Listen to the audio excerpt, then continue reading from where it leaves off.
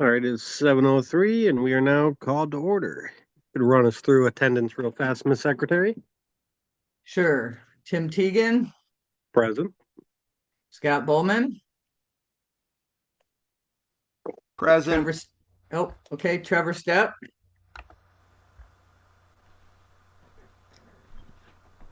Trevor, I thought I saw you. Present. Okay, I'm here. Andrew Duke, Here. Dana Carver, Yo, Jay Gillette, Tori Heinrich,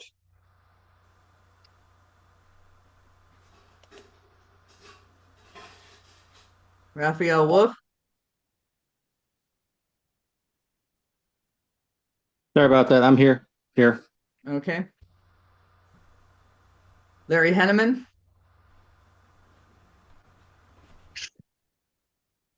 Larry Johnson, Here. Leah Daly,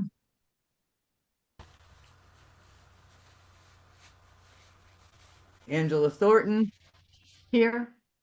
Charles Essner, Here. Mike Saliba, Here. Dave Franklin, Present. Andrew Chatterton, Present. and Colin Fitzgerald. Present.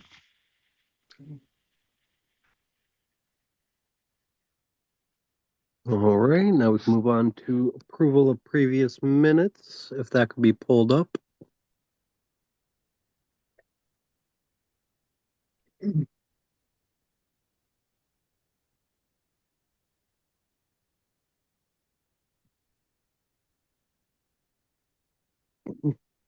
We have basically the author, the reports, litigation, convention. Hopefully everybody read these. I've sent them 3 times.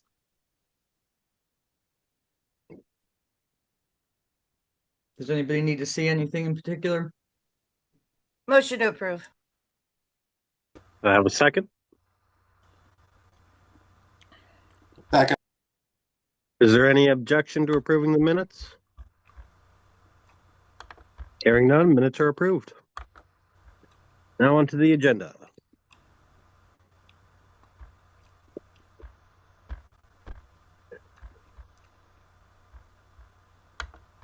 We had that back up. I had it up.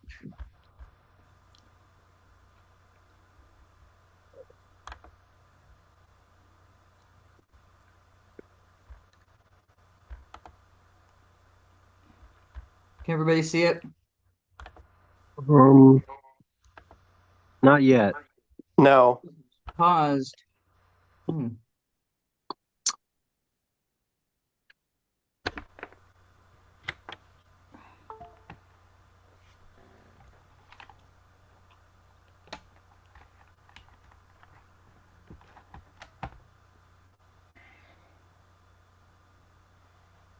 see it now? No.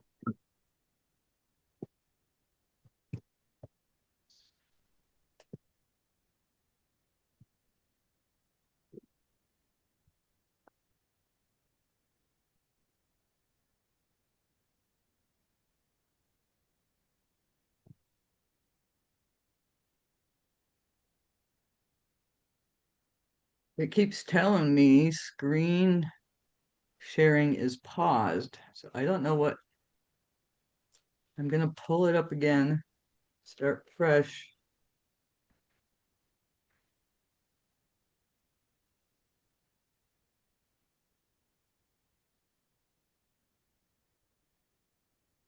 There we go.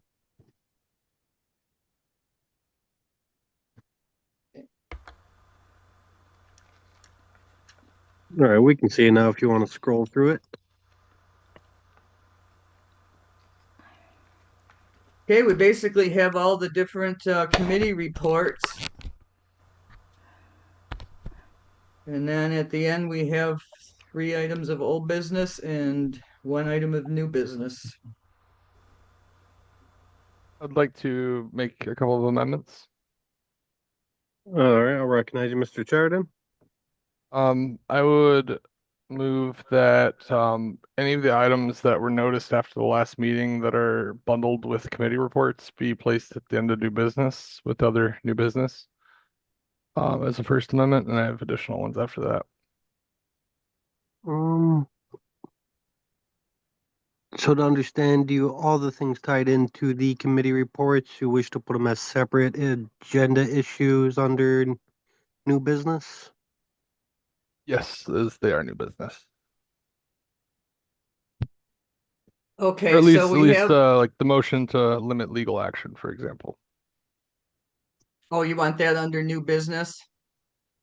That the motion to mute people, which I separately have a different amendment related to. And yeah, reports are for updates. They're not to put new business onto the agenda. All right. I forgot. Do we got to vote on just moving those around? Second. All right. Is there any We need a objection? second and they have to be voted on. Okay, just double checking. I thought so. All right. All in favor of Mr. Chadden's motion to move those items around, please say aye. Point of parliament. Aye. Yes, Mr. Johnson. Did I hear a second on that motion? Yes, you did. was a second. Okay. Sure. All right. So all in favor, please say aye. I Aye. Aye. Andrew, can I have some clarification though? You wanted the secretary's motion that and what were the other things? Well, let's see if the vote passes before we move them around first. Well, I would like to know what all the items are before I vote. Okay. I'm aware of just the two items in particular, but I don't have this version of the agenda. So if there's anything else added, but the motion to mute members, the motion to block future legal action, and other items that were noticed after the last meeting.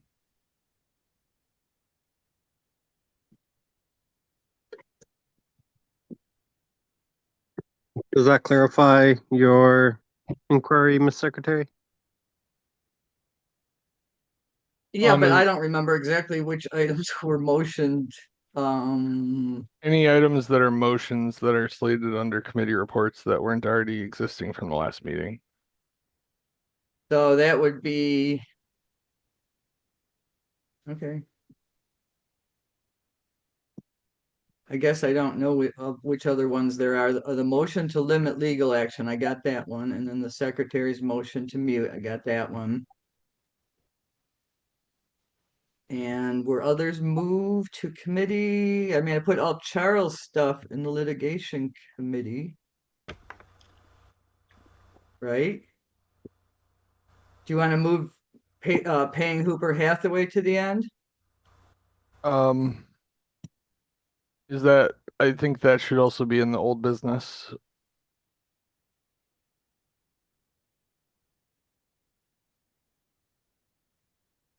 I'm sorry, that was one I sent, or that was from before this meeting. So yeah, I think old business. That was not new since the last meeting. So instead of the litigation committee, you want that moved to old business? Okay.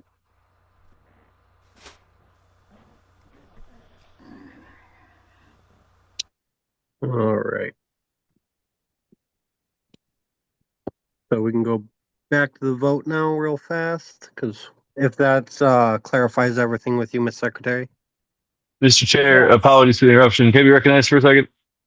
Who is this? This is Colin Fitzgerald. I just got dropped from the call for like about a minute and a half. What are we voting on? Apologies. Oh, it's just a motion to move some of the agenda items around to either new business or old business instead of committee reports. Thank you so much. Apologies. No problem. So the motion, we move the secretary's motion to mute, the block future legal action, and also move the motion to pay Hooper Hathaway to old business. Okay.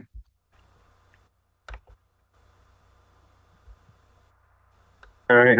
Actually, Mr. Johnson, I see your hand's been up. Is it a remark or an inquiry or? I was just preparing to call for division. Okay. Well, we can go ahead with that when we do go vote. Is that everything you needed clarified, Ms. Secretary, or is there another Uh, questionable item? so no, that's it. All Mr. right. Chair, Yes. is it proper to debate this change in the agenda? To my knowledge, it would be. I didn't hear. Well, yeah. Sorry, if I may have skipped on or didn't see a hand at first, so I went to a vote. If you'd like to debate, I would open it up. I would just like to make the statement that we have, for at least a year, close to a year now, we have been voting for things that come up during the officer reports at the time they come up during the officer reports, and that Robert's Rules of Orders does allow for customary procedures of the body to become a part of their normal operating procedure. And I think that we should vote against this amendment to the agenda and leave the items where they are at. All right, very well put, Mr. Johnson. Is there any other comments or concerns on this before we continue to a roll call vote? All My right. only concern is that people wonder why we have 4-hour meetings, and people want to politicize the agenda being properly structured. Chair, can you please call the Point member of order. Please wait to be recognized for future references, Mr. Chad. If you raise your hand, I will get to you. And that does go for all members. I do appreciate your patience. All right. Seeing no other hands raised, Ms. Secretary, at your nearest availability, if you could run us through a quick roll call vote. Okay, Scott Bowman, Nay. Trevor Stepp,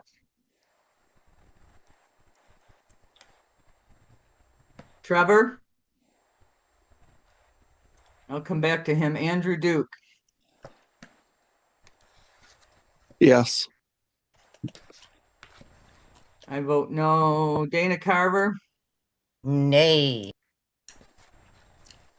Jay My Gillette. apologies, Donna. This is Trevor. Yes. Okay. Jay Gillette, He just got in. Nay, I'm sorry. I'm speaking the wrong box. Tori Nay. Heinrich,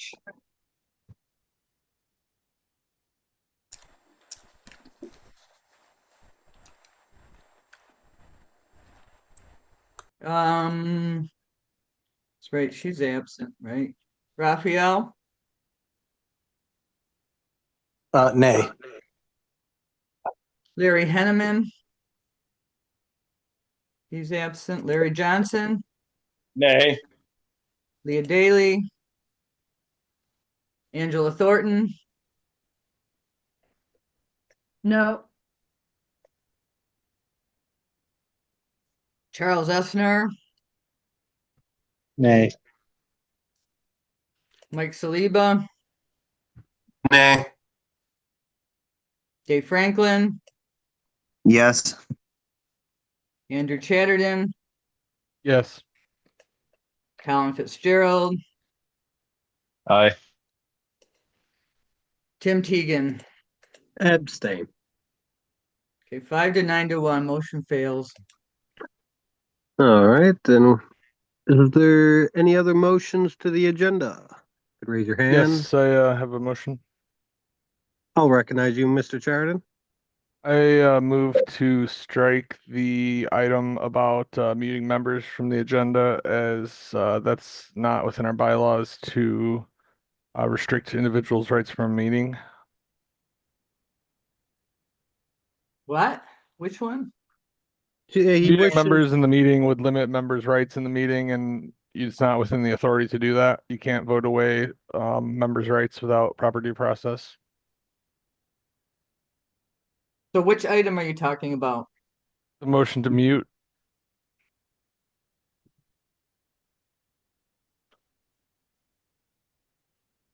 Point of order. Yes, Mr. Bowman. Mr. Chatterton is asking to remove something from the agenda based upon its merits, and that would be something to discuss when we get to that part of the agenda. Point of order. Yes. The matter is actually a point of order. It's got nothing to do with the merits. You can't mute somebody and violate their rights in a meeting without having proper due process to violate their rights. It's not a matter of merits. Matter that it's against our bylaws. It's a legal motion. All right. Thank you for that. Mr. Wolf, I see your hand raised. Yes, I just have a question for Mr. Chatterton to ask if he's ever muted board members in any of the meetings he ran as chair. Point of order. Yes, Mr. Sheridan. Members making unrelated contents that are not relevant to the substance of the motion. That's your answer. All right. We can move on from that. Then, Mr. Johnson, your hand is raised. Yes, I would like to point out that this motion is actually simply states the existing rules. We are supposed to raise our hand and be recognized by the chair before we speak. And this simply asks for the chair to enforce that rule. I don't see any reason to remove this motion, although I don't actually see any reason to vote on it, because this is what should be done anyways. If someone is speaking out of order, they need to be muted. Point of order. Thank you for that, Mr. Johnson. Mr. Sheridan, if you could raise your hand too as you do point of orders, I would appreciate it. Point of orders are interrupting motions. All right. Yeah, I'll recognize you. Yes. It's not within the bylaws to mute people, and that's not what's in the motion according to the claims of the last speaker. Point of order. Talks over others, uses to honor the chair's time limit and other rules set forth. Mr. Bowman, did you have a point of order? Did I hear that? Yes, I did. The mover is continuing to debate a motion on its content, and whether or not it is in violation of the bylaws would be one argument to make for or against it. It is still not a matter of simply having it on the agenda being out of order. That would be something that we vote on as being an agenda item. Thank you, Mr. Bowman. All right, Ms. Carver, your hand is raised. I have two things. Was this seconded? I I don't think believe so yet, but I thought I heard a second in there, unless I misheard. Was there a second to Mr. Charlton's motion to remove this? I have Well, second. I have a new point of order. Yes, Mr. Charlton. This isn't necessarily motion. It's items that are against the bylaws are void. You can't have an item that's against the bylaws on the agenda. It's not. Despite how many times Mr. Bowman wants to keep repeating that he thinks that adherence to the bylaws is just a relative scale of a merit. It's not. Point of order, Mr. Chair. Yes, Mr. Johnson. It sounds I'm finding myself in the strange position of agreeing with Mr. Chatterton. If this would be a ruling of the chair of whether or not this violates the bylaws, I think people have spoken inadvertently, even though they shouldn't have, both for and against this being a violation of the bylaws. And if the person doesn't like the ruling of the chair, then we would have possibly a vote to overturn the chair's ruling. So it looks like this is in your lap. In that case, can you bring up the exact wording of the motion, Ms. Secretary?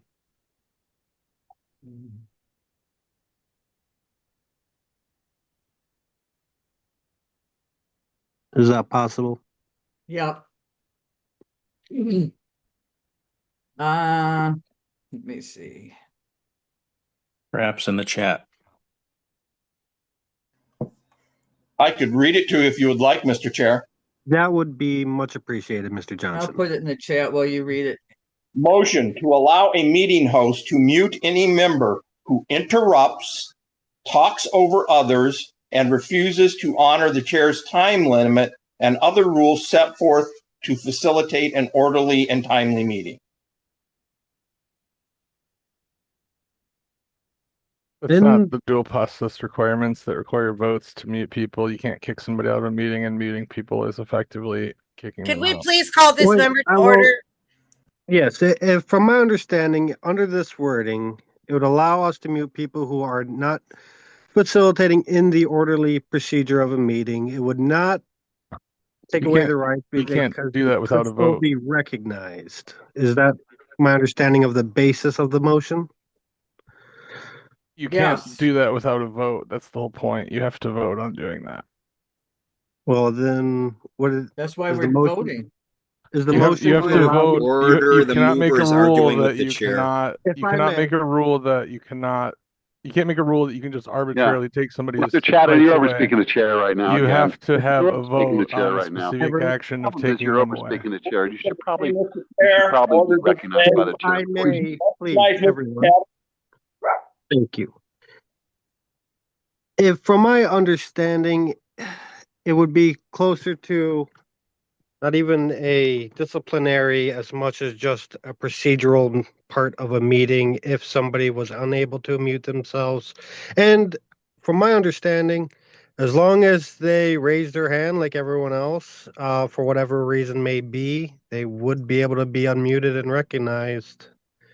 Point of order, that does not allow someone to make an interrupting motion, which you have to allow. And if you disallow that, you're violating the rules and it will void the actions taken. That's not within the bylaws to do that without a vote. Mr. Chair, please call the member to order. He's arguing the motion. He's proving the point. That too. Jeez. I mean, to allow an interrupting motion, if I mute them, they would still be able to use the chat, correct? Cannot use the meeting chat for conducting the business of the meeting. That's not part of the meeting. According to who? And this would allow the chair at the time to mute as needed at his own discretion or at the discretion of the body. Both.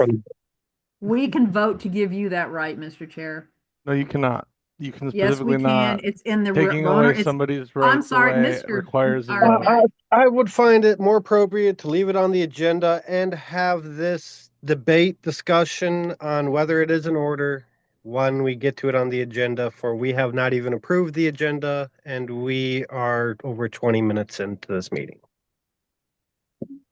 So that is my personal preference on the matter, and it would give us too ample time for anyone to be able to have bylaws being able to be cited at the ready when we finally arise to that matter. If that is an agreement with everyone, that would be my personal preference and take on this at the moment. I do see a few hands raised, and they've been waiting very patiently, so I would like to recognize these people. Ms. Carver, I see your hand up. So is that your ruling? My ruling right now is I will at least allow it to be a motion on the table and we can debate further. And if anyone can give me good ample citations of our bylaws by that time, I can rule out of order then if need be. Okay, then if that's your ruling, unless somebody objects to it, then we're done here. Thank you. Now, if we were still on the motion to remove it, do we still have to vote on that, correct? Not if you After ruled the it out of, hand excuse me, sir, point of whatever. If you've ruled it out of order, then no, we don't have to vote on it.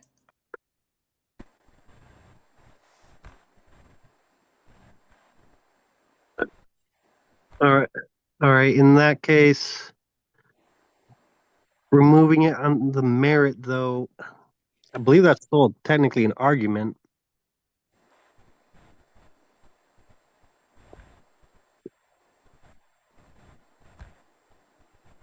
All right. Let's recognize the last two hands real quick. Mr. Essner.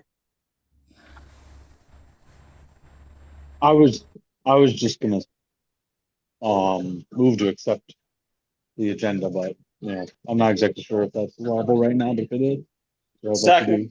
Second. All right.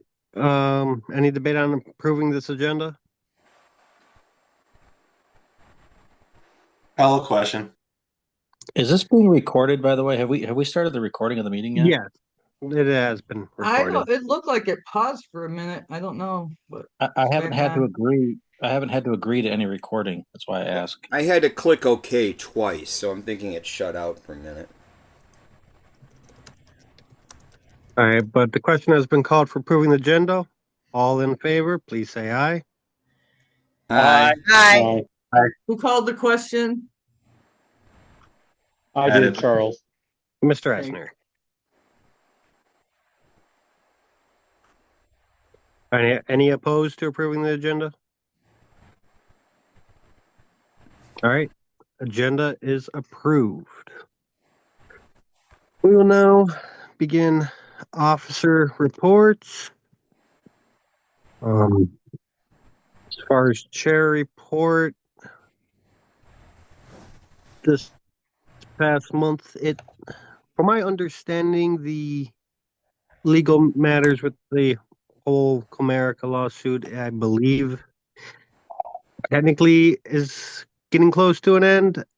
I do think there is an open appeal option that I've heard of, so I don't know yet, but hopefully it is fairly resolved.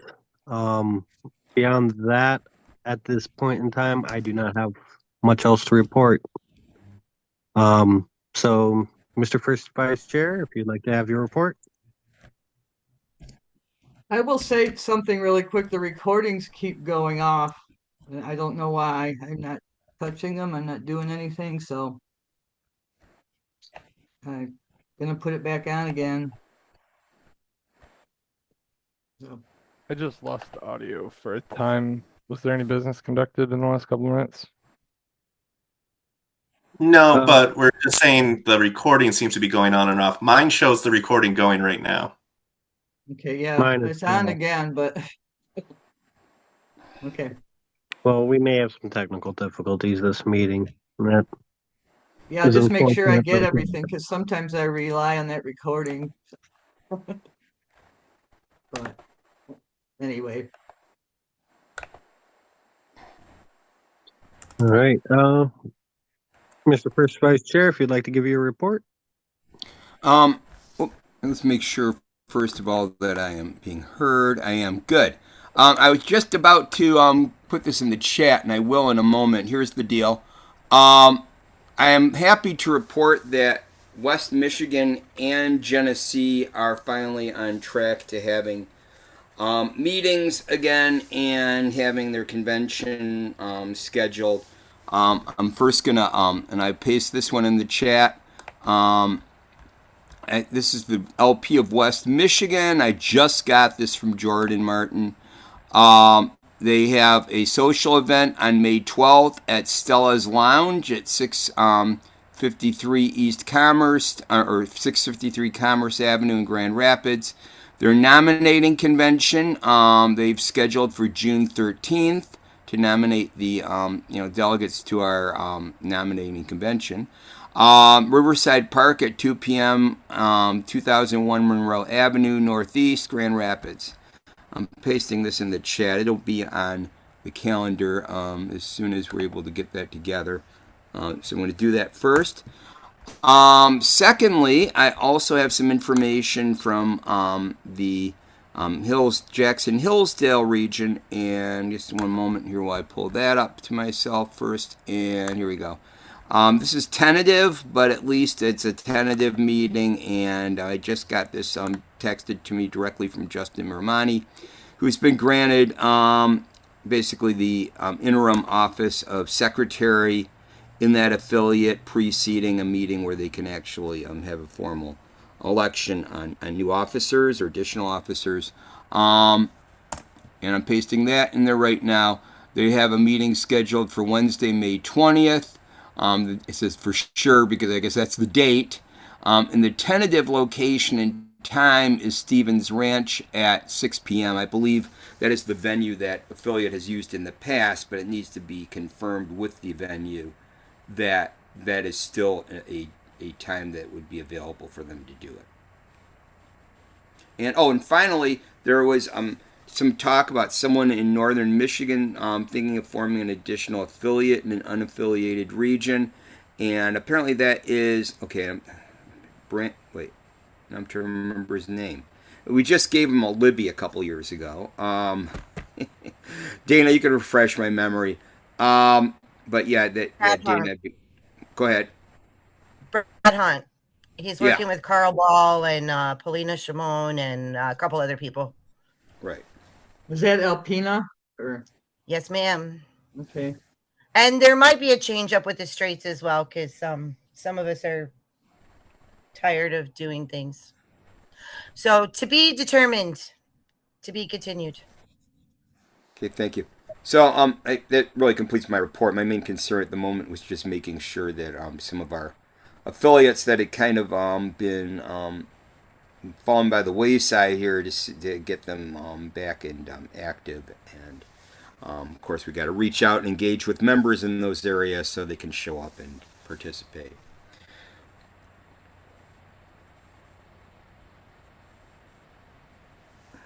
Is that all, Mr. Bowman?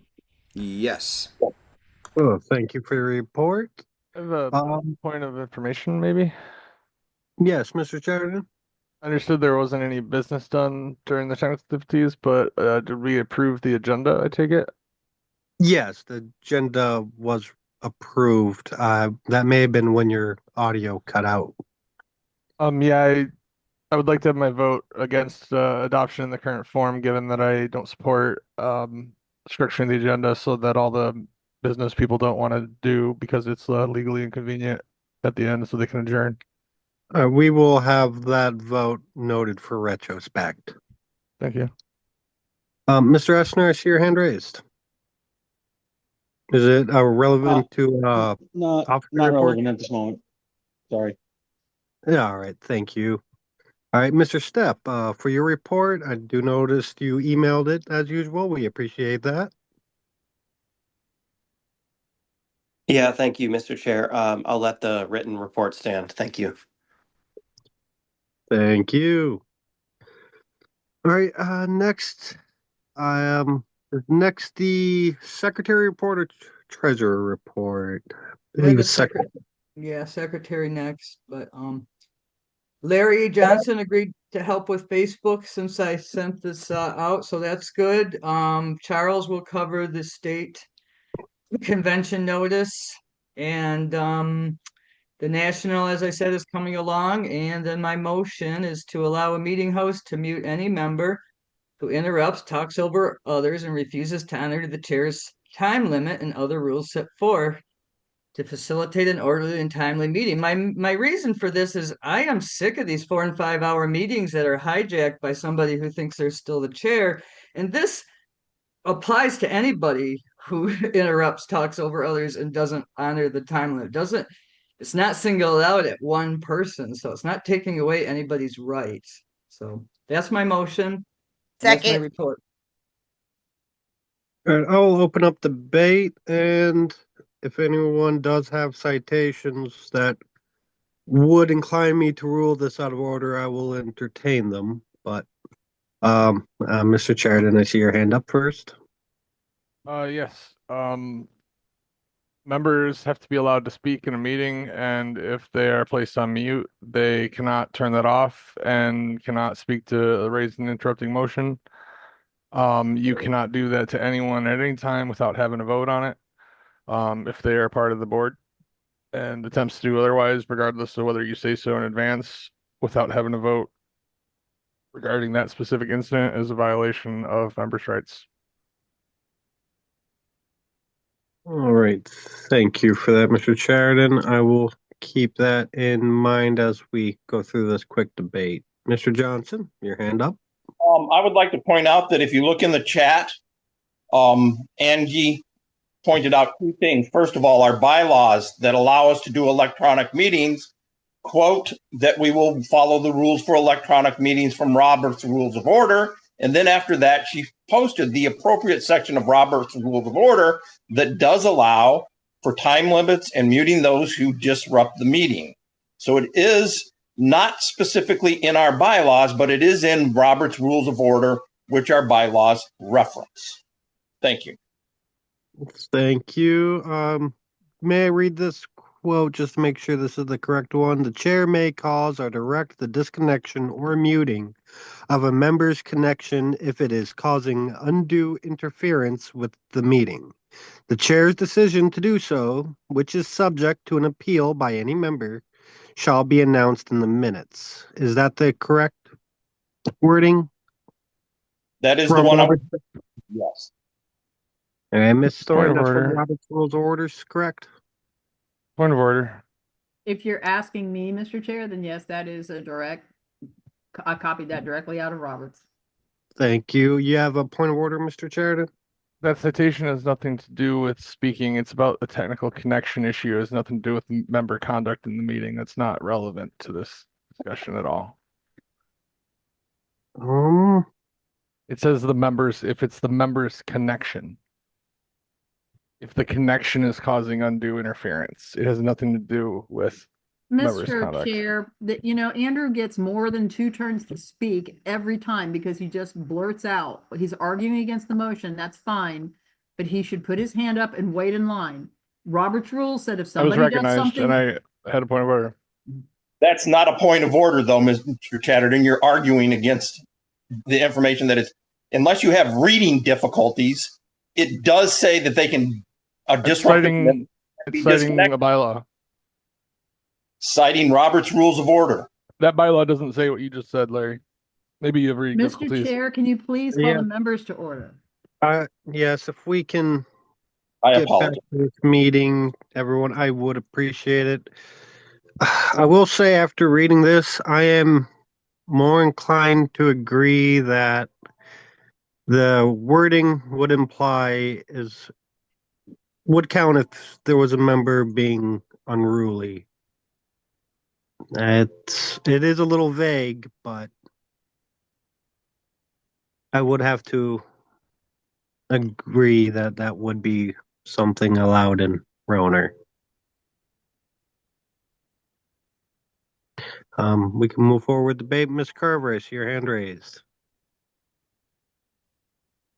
All right, I'm just going to say this. Robert's Rules also talks about previous precedent and things that have happened before. During Mr. Chatterton's chair time, he literally had the entire board muted. We had to use the little green and red checks to speak even or to make an interrupting motion. At least we're not going that far. We're just taking care of people who are not following the rules. So it really, really, really entertains me that Mr. Chatterton, of all people, is against this after what he did to his previous board. Thank you. Thank you, Ms. Carver. Mr. Wolf, your hand is next. Point of information, Mr. Chair. Was this motion seconded? I believe this motion was seconded. Okay. Dana seconded it. Thank you. Yes, sir. Mr. Wolf, your hand was raised. Yes, thank you. I would just like to ask Mr. Chatterton if the historical record is true about him muting members in this manner that this motion is proposing, that what's the reason for his change of heart? There's no change of heart there. This is not representative of what was done in the past. And may I raise a point of order now? I have the specific citation. Yes.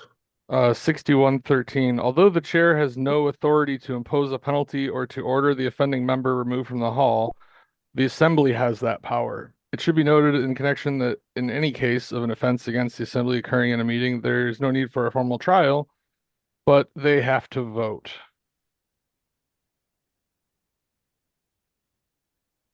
Right, we're voting.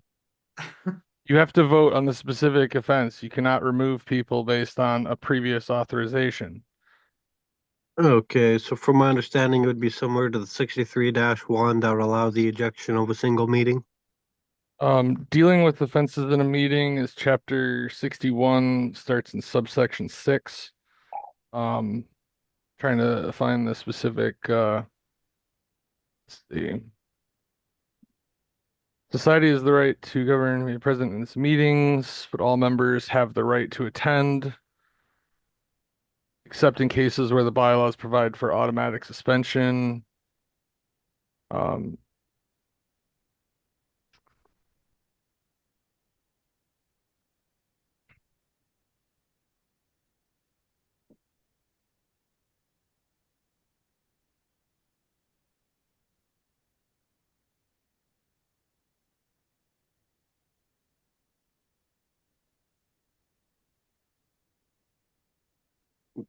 Are you still there, Mr. Chardon? Did you Yeah, find what's the going on? rest of the citation you were looking It's for? several points in a row that details the required process. It goes from 6110, detailing breaches of order by members in a meeting. First requires calling the member to order.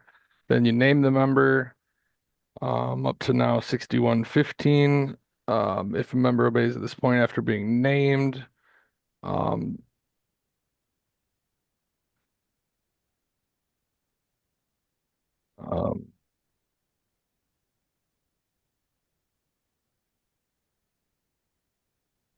The offending member can be required to leave the hall during the consideration of his penalty, but must be allowed to present his defense briefs first. A motion to require the member's departure during consideration of the penalty, which may be assumed by the chair if he thinks it appropriate, is undebatable, is unamendable, and requires majority vote.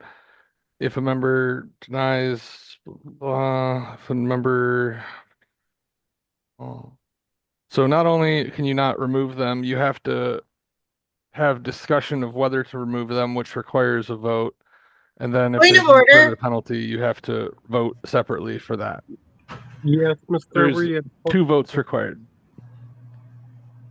We're not removing anyone. We're just merely shutting them up. This is from the meeting. If you are forcing them mute inside of a meeting, you are removing them from the meeting. Why are you so worried?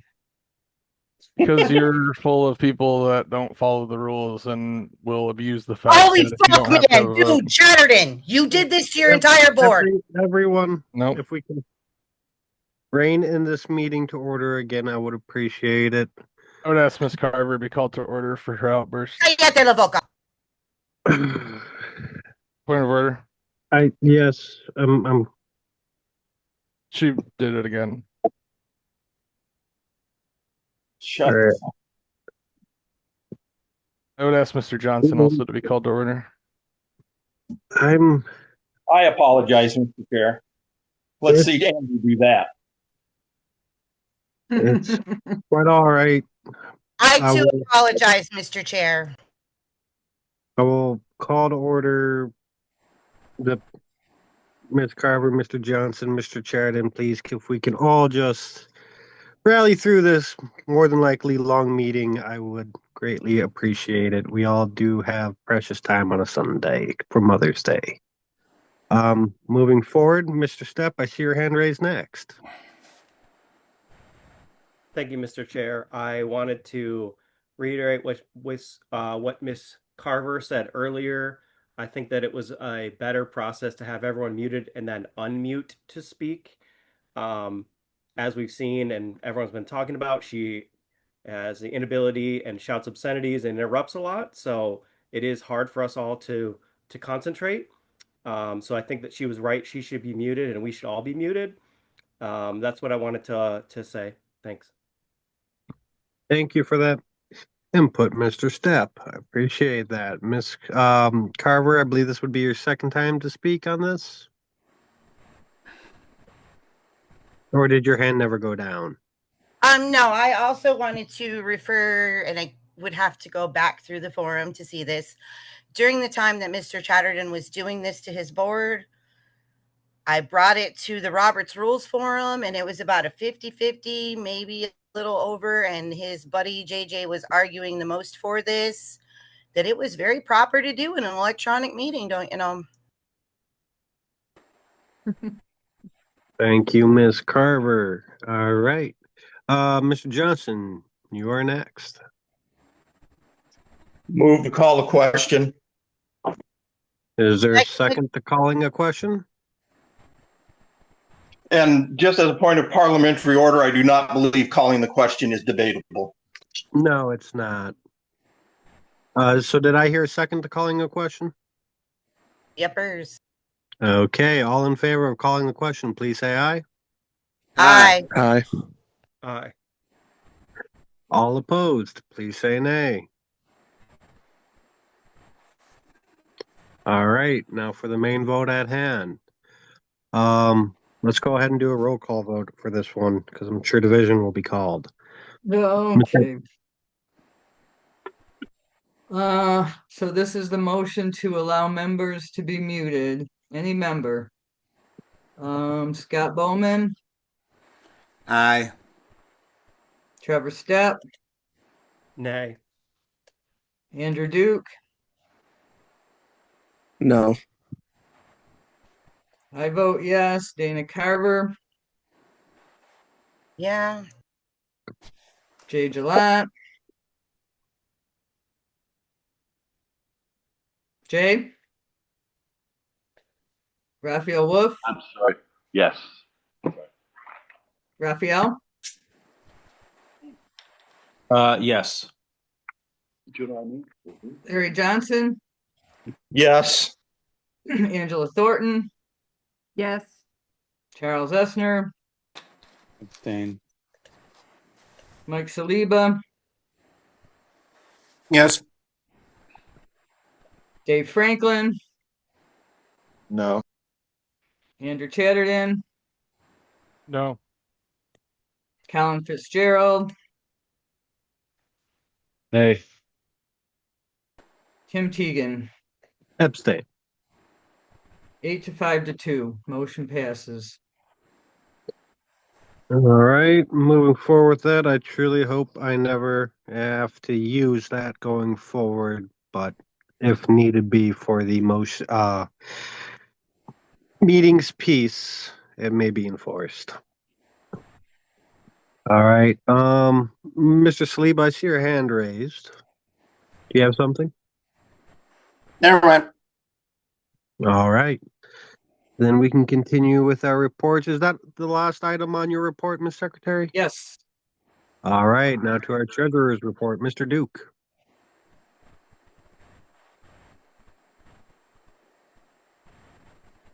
The Rodriguez sum of money of 14,362 and change was returned to the Libertarian Party of Michigan.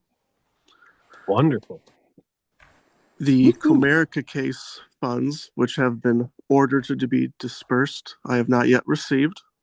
I just assume the mail and courts take some time. Our state and federal filings were completed in April.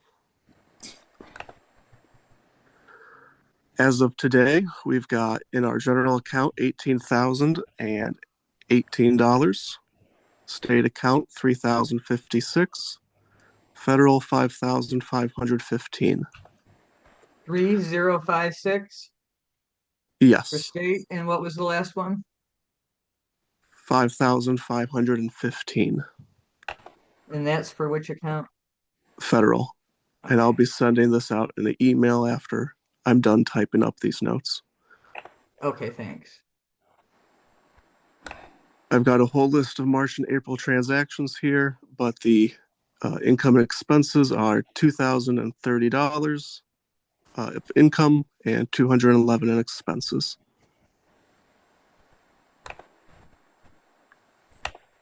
That concludes my report. Wonderful. Thank you for that report, Mr. Duke. And now I believe we are on to our committee reports. If you have a Mr. committee Chair? report, yes, Mr. Sheridan. I believe there was a motion to direct the treasurer to bring a report regarding the status of, I think it was $6,000 that was That alleged to be missing. is correct. Were you able to have a conclusion to that report, Mr. Duke?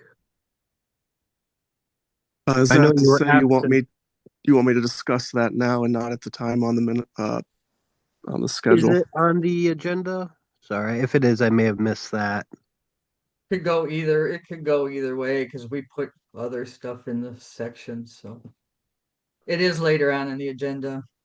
Then if it's on the later on the agenda and we approve the agenda, we will reach that when we get to it in the meeting. Is that All right. not a report? I don't know if it was, well, whether it could have been considered a report. However, since it's already on an approved agenda, um, we would have to address it there. I believe would be in order. I'm just concerned we might have some people try to adjourn before we get to the important stuff like that. Motion to adjourn. No one Second. second that, please. No, Second. you know we have to vote on that now, right? Was not Mhm. the adjournment second? It requires a second, and you can't debate it. And it's two people seconded it, even if it was humor. All right. He would have, All he in would have favor- to withdraw. He would have to withdraw his motion. Sorry. It was not humorous. I'm serious. All right. Technically, you can do it at any point in time. It had been seconded, and it cannot be debated. All in favor of adjournment, say aye. Aye. Aye. All opposed, please say nay. Yay. Nay. All right, nays have it. All right. What was the motion to adjourn? So we will continue. But yes, since it's already on the approved agenda, we will reach that in a timely fashion. Hopefully, we will be able to get through everything on our agenda before an adjournment tonight. I hope. All right, committee reports. If you have a committee report, please raise your hand. Mr. Essner, do you have a committee report? Yeah, so I have everything in the convention committee report. If there's any questions, let me know. Apologies if I've seemed a little slow on responses. Been a bit busy with some family affairs the past couple weeks. But still getting stuff taken care of. We'll make sure it gets out on time. I do want to note that there will be a 3 weeks before the convention. That's the latest that it can be done. We do have to finalize and make payment. And that locks in the final of the cost. Which shouldn't change. It should stay there, but it's if we exceed or anything. So basically it'll be $1,500 3 weeks before, and at that time we would confirm the numbers. So I just want to make sure everyone is aware of that. We do have a budget of $3,000. Everything else so far is under the $3,000 number. So yeah, everything's on track. If there's any questions, let me know. So Thank you. also under convention committee is credentials committee. We need to appoint that tonight. All right. And I had that under convention committee. All right. First, Mr. Bowman was your hand up for Mr. Essner or for another committee It's report? for a related matter regarding the convention. Okay, you're recognized, Mr. Bowman. Yeah, I guess it's mainly a point of information, I guess an inquiry. I received an email from a representative of the Secretary of State's office inquiring as to whether we had a date, time, and location available for our candidate nominating convention, and I replied with that information. Did anyone else receive that, or did anyone else take it upon themselves to advance that information to the Secretary of State? Yes, that was written to the info email, and I responded a couple days before you did with the same information. So Okay. they got it. And I think Trevor also had in his report that he probably reported to somebody different who didn't talk or whatever. Probably got crossed. So I think 3 of us have now. All right, thank you for that. Mr. Johnson, I see your hand up. Are we proceeding to credentials committee? We will after any remarks for the last committee report. Which is the Convention committee. I had convention committee sub credentials under convention. So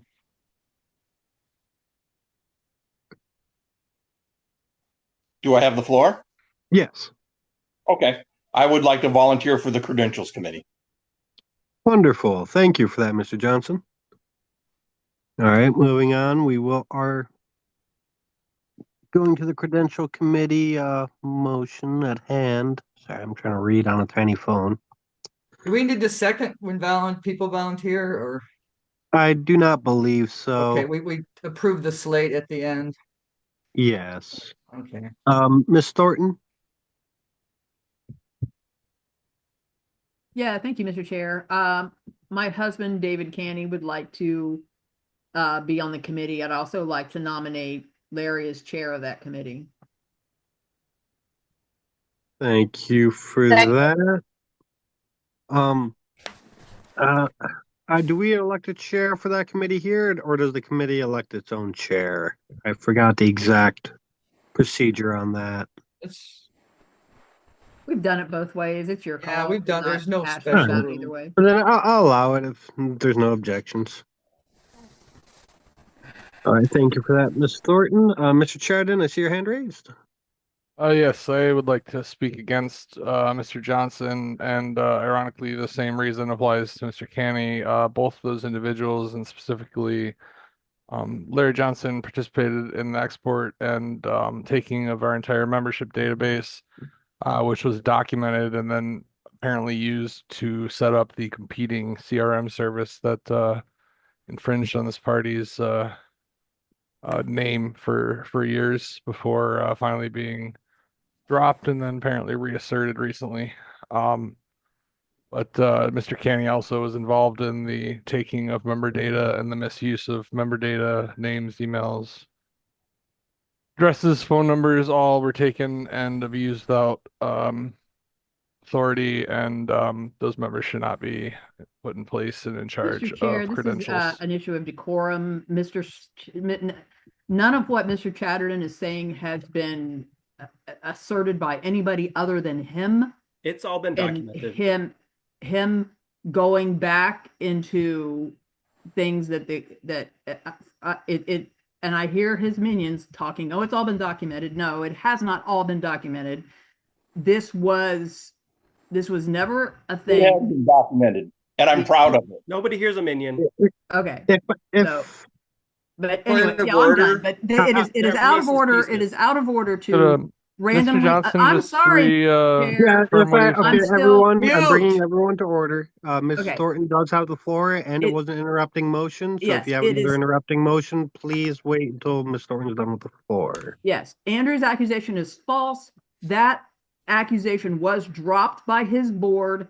And in any event, it is entirely inappropriate for him to call out other members by name in these discussions. That's just a breach of decorum, and that is what my motion. Why do you keep calling on Mr. Chatterton? Please, everyone.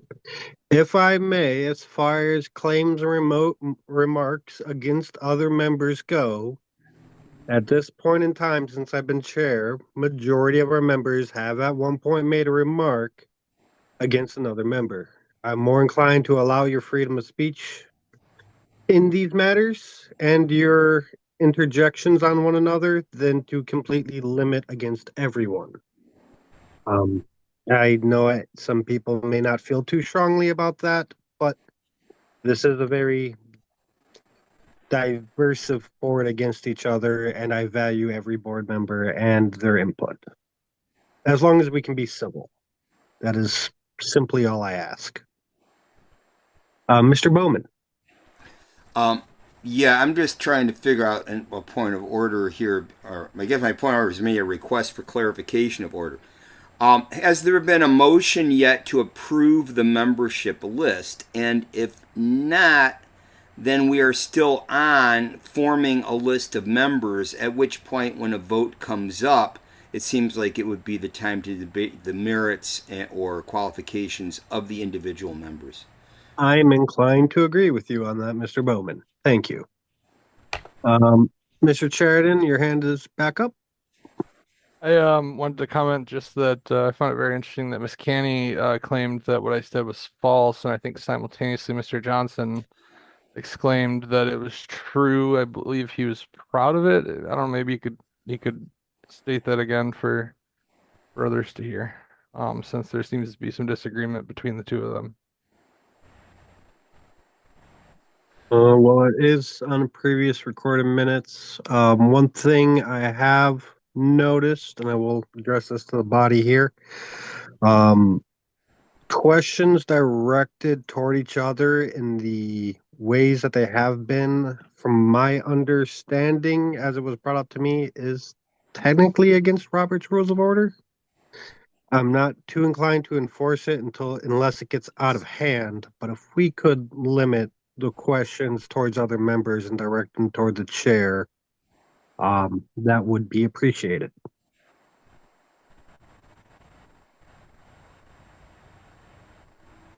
Mr. Sheridan, I see your hand has gone back up. Yes. Mr. Chair, would you be so kind as to ask Mr. Johnson to repeat his last statement to the board? In that case, under that wording, yes, Mr. Johnson, if you would like to, would you like to reiterate a previous statement of yours? There was a dispute as to who was the proper board, and the database was given to members of the party, Libertarian Party of Michigan, which is a proper use of the database. Thank you, Mr. Johnson. Mr. Stepp, your hand is raised. Thank you. I just want to make sure that it's clear that this is the board and this is the board that was elected by the members that were brought to convention by the past board. And so Mr. Johnson's characterization is untrue. Thank you for that, Mr. Stepp. Now, I will also notice we are still nominating members for the Credential Committee. So I will do a last call. Is there any other nominations for the Credential Committee? All right, hearing none, we will vote to approve. I was a little busy. Rich McLean, because he likes to be on it, if that's cool. If I don't know if he wants to be, but I'd like to put him on there. Sorry No to interrupt. problem. I put my hand up, but I was like, wait. You're quite all right. I will accept that. Rich McLean, was that? Miss Carver? Rich McLean. Okay, I see it. It's in the text now. Thank you. Mr. Johnson, I see your hand up. Even though Rich is not here to accept the nomination, I believe it would be proper to go ahead and vote pending his acceptance of that nomination. Yes, that's how I would like to continue. Thank you for that, Mr. Johnson. All right. Is there any debate on the approval of this slate, since there is no more nominations? I see two hands up. Mr. Sheridan. I speak against Mr. Johnson and Mr. Canny for the fact that both of them participated in the unauthorized taking and use of membership data and have shown their frivolous actions with confidential party and membership information in the past, and should not be entrusted to be certifying such data on this time. Thank you for that, Mr. Sheridan. Mr. Stepp. Mr. Chair, I have a question about the people nominated so far for the Credentials Committee. Yes. Do any of them have NDAs signed that have access to the whole database? Because if we only have people that don't have access to Civi, we're not going to be able to do credentials. The Mr. Johnson, I know, is which would be chair, so he would have access, and then the others could assist, from my understanding. But yes, that if need be, under that. Sorry, I thought that he only had his maybe affiliate or something. Mr. Johnson, do you have access to full Civi or just your affiliate? I currently have statewide access, yes. All right, so Okay, at least so everyone has their NDA signed. That's good. Thank you. Yes, sir. Mr. Bowman. I move the question. Is there a second to that? I have a point of information, if I may. Second. Well, no, sorry, Mr. Sheridan, the second has been called, and now we're in a point where we cannot debate. Let's not debate. We believe a point of information is an interrupting motion.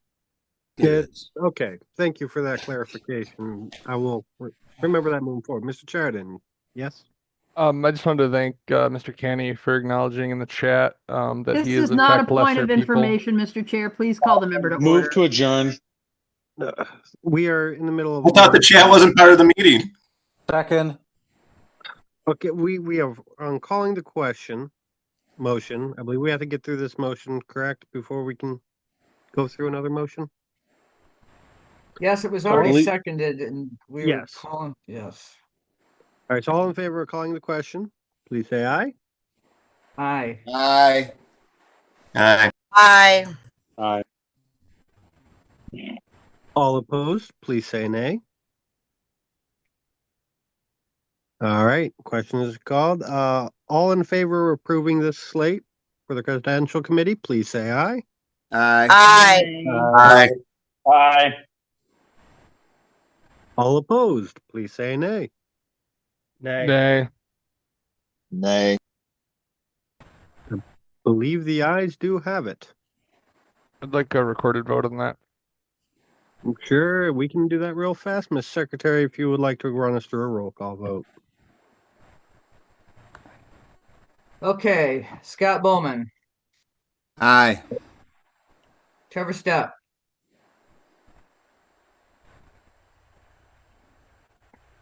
He's waiting Nay. for his, Sorry. what's that? Nay. He's waiting Andrew for his Duke. text.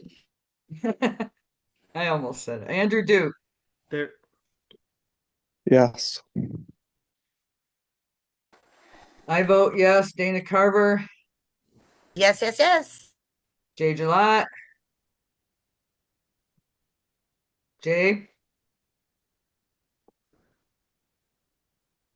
I'll come back to him. Raphael, Yes.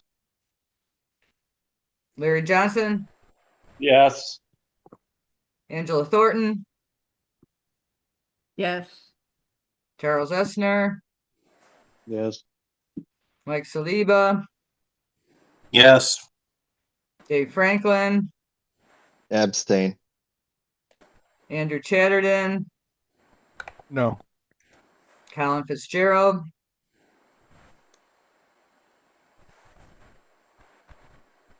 Colin.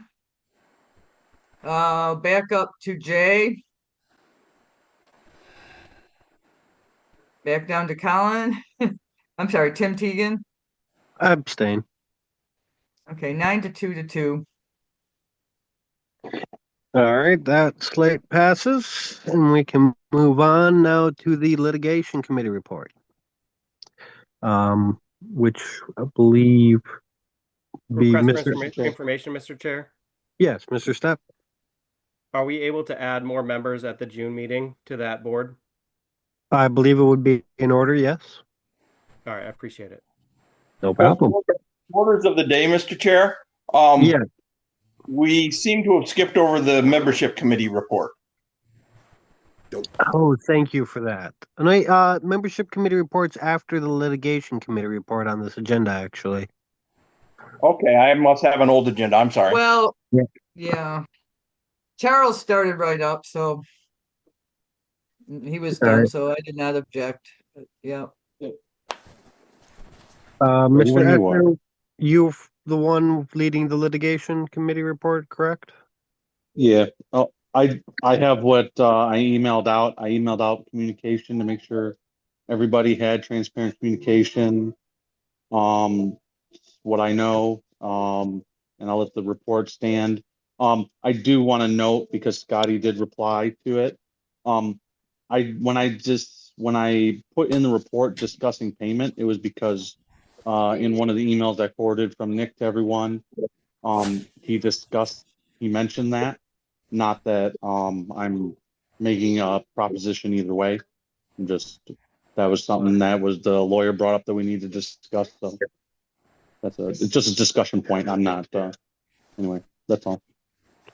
Thank you for that. Now, there is some motions tied into the litigation committee report, correct? If we want to go through those motions at this time, that's fine. Yep, it would be as the agenda was approved. Okay. I need to make a point of information order because I was out of contact and I need to record my vote as an aye on that last vote before it's recorded permanently. All right, we will update that to a 10 to 2 to 1. I lost my phone. That's my fault. Apologies. No Oh, problem. okay. Let me make sure. Yeah, I it'd get be that. a Thank 10 you. to 2 to 1. All righty.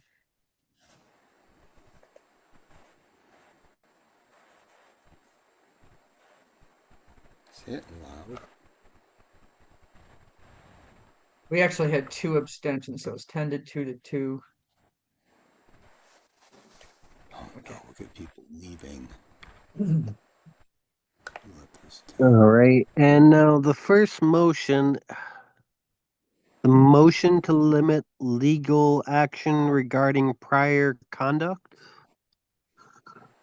I may be able to accept that as a resolution, That's fine. but because if it's under a motion, I think that wouldn't be in order. Because I mean, there's no legal binding to it. Mhm. There's no availability to enforce it. If it's a resolution stating, we don't wish to do this, then we can do that. But if it was a motion, it has no binding ability. I move to amend the motion as such. All right, and I believe a resolution requires 2/3. However, though, correct? I would Yeah, have to that's check. I correct, don't know Mr. if Chair. I'm. All right.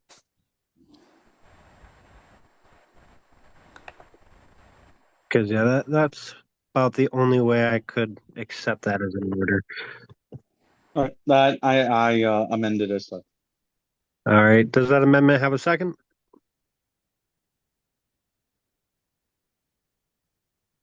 Second. Thank you. Is there any debate on amending it to a resolution? Can it be clarified what the implication of that is? Pretty much, if it's a resolution, it's just a statement saying, as a board, as majority members of this board, they don't wish to proceed with legal action against each other. I will note, though, as a resolution, it also doesn't have it again wouldn't have any legal binding, so that's why it cannot be a motion. Because at the end of the day, no member of this board supersedes courts. So if anyone does wish to take legal action, there's nothing any member of this board can do to prohibit or put any member in duress of that activity. I have a point of information, I think. I have a question about the motion. Yes, let's go. From what I understood, the motion, when I read it before, was to make sure that the board did not do more. Maybe we should put the motion up, because I thought that it was that the board, like our board, could not file more stuff against people. I believe it said members of the board.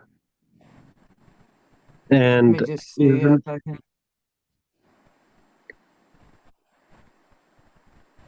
You guys see it?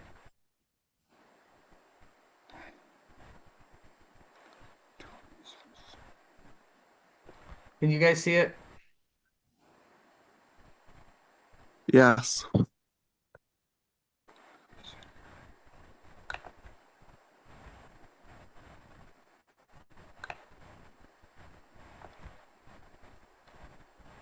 Well, yep, because as the wording, it's officers, agents, or successors. And even that, the successors of the next board could just overturn this. So if it's a statement as a resolution, I would find it in order. But as a motion, I don't think I could.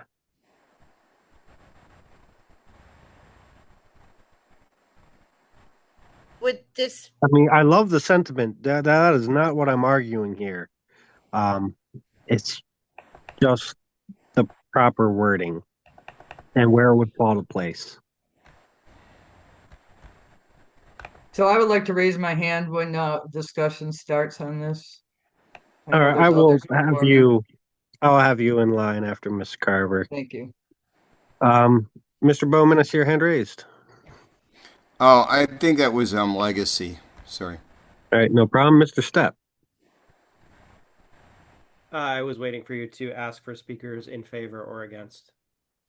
Well, right now we're in favor or against the amendment of turning it into a resolution. If there's anything you'd like to add to Oh, I that. thought that was just your ruling. I think that's just I your mean, ruling, Mr. Chair. okay, then yeah, okay. I didn't know if we had to vote through that. That would be my ruling indeed.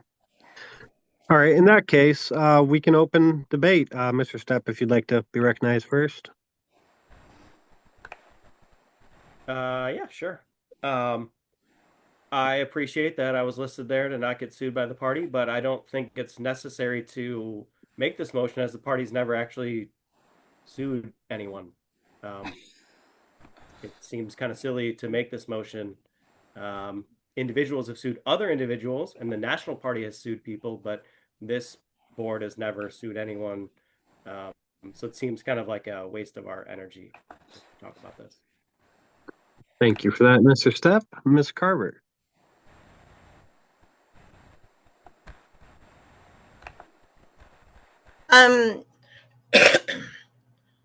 Okay, so we're doing this as a resolution. Yes. Okay, because mine was a motion to amend, but I can speak in favor of the resolution, I suppose.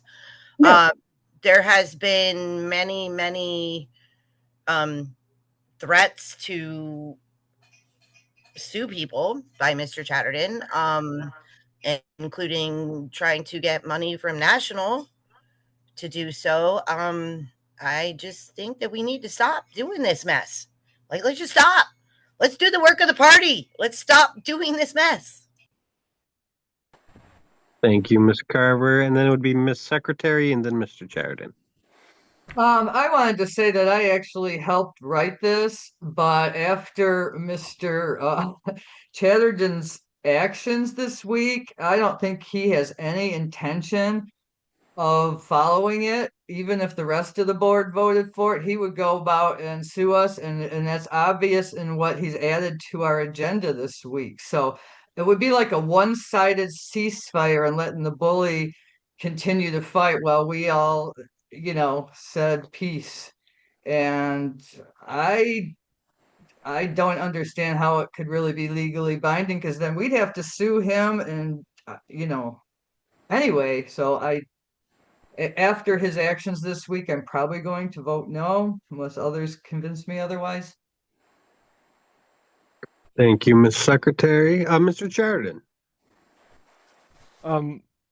The consideration of this as a resolution, I think, is equally nonsensical based on the wording included. The statements that the organization would release liability and such are completely meaningless statements because the organization has no ability to relieve liability. Furthermore, individual directors can't vote to absolve themselves of liability for their own misconduct, no matter how many of you there are. Your votes to ratify your own misconduct are and are always going to be invalid and non-binding on the organization. So the acts of fraud that have been committed in the name of the organization, the fact that you tried to have your own personal attorney represent the party to Point of order. exonerate from this matter, those things do not count as valid under the law, under the corporate governance, under any of these things. So 1 I minute. would look forward to seeing most of you demonstrate your continued bad faith as you attempt to shield yourself. And no matter how many people who don't have any liability to the organization or otherwise you add into the list along with yourselves, it's not going to change the fact that you cannot shield yourself from liability by simply declaring it to not exist. Thank you for that point, Mr. Chatterton. Mr. Bowman, you're next. Yeah, benign thoughts often precede effective action.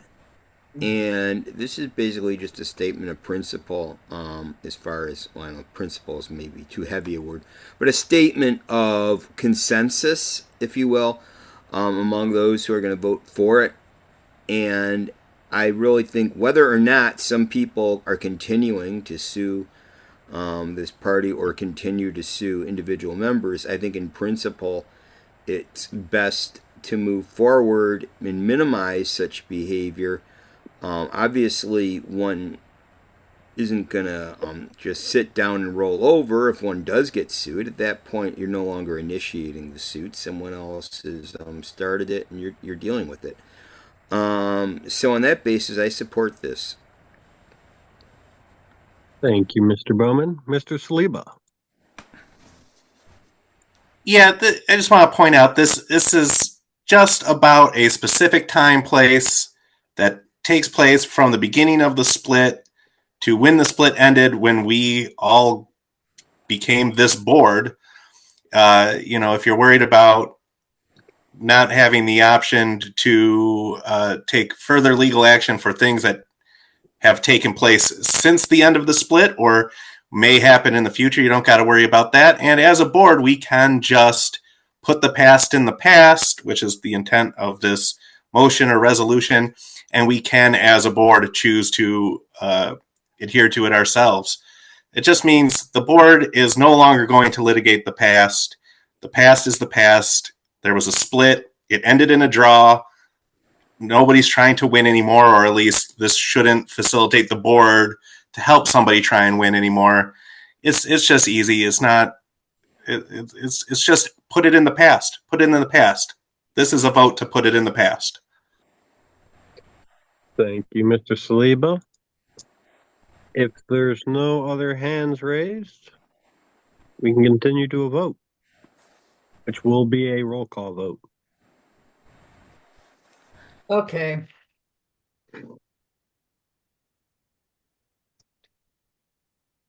Scott Bowman, Aye. Trevor Stepp, No. Andrew Duke, Duke. Yes.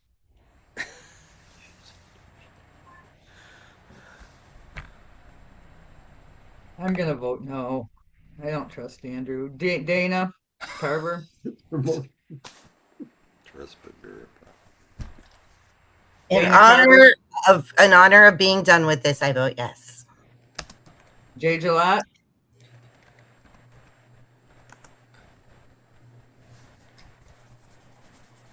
Raphael Wolf, Yes. Larry Johnson, No. Angela Thornton, Yes. Charles Essner, Yes. Mike Saliba, Yes. Dave Franklin, Abstain. Andrew Chatterton, Vote no. Colin Fitzgerald, Tim Teagan, I abstain. and back to Jay.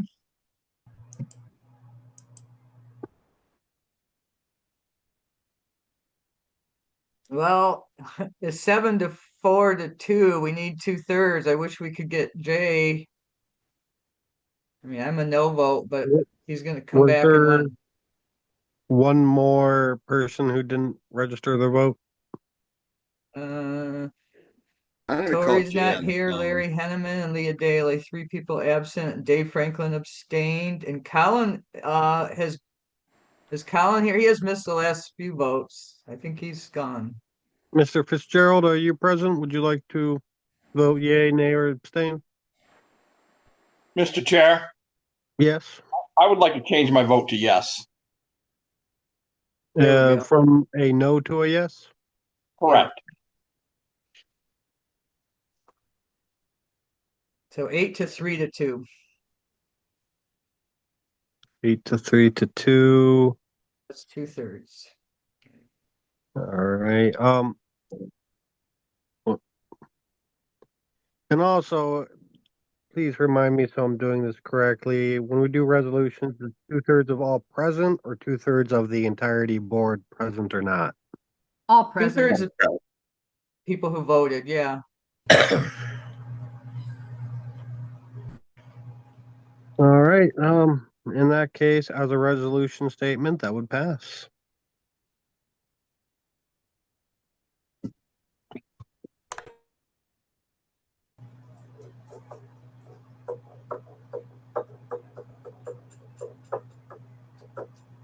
All right.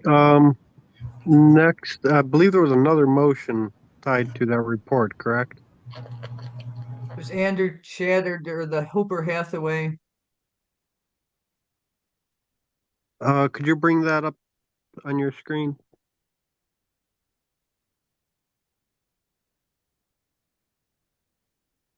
Yeah, the motion was simply to pay that we pay the Hooper Hathaway bill immediately upon receiving the returned funds. Do you guys see this? Can you see the screen? It's paused again. I'll do No, it we again. can't. Okay. You see it now? Yes. Yes.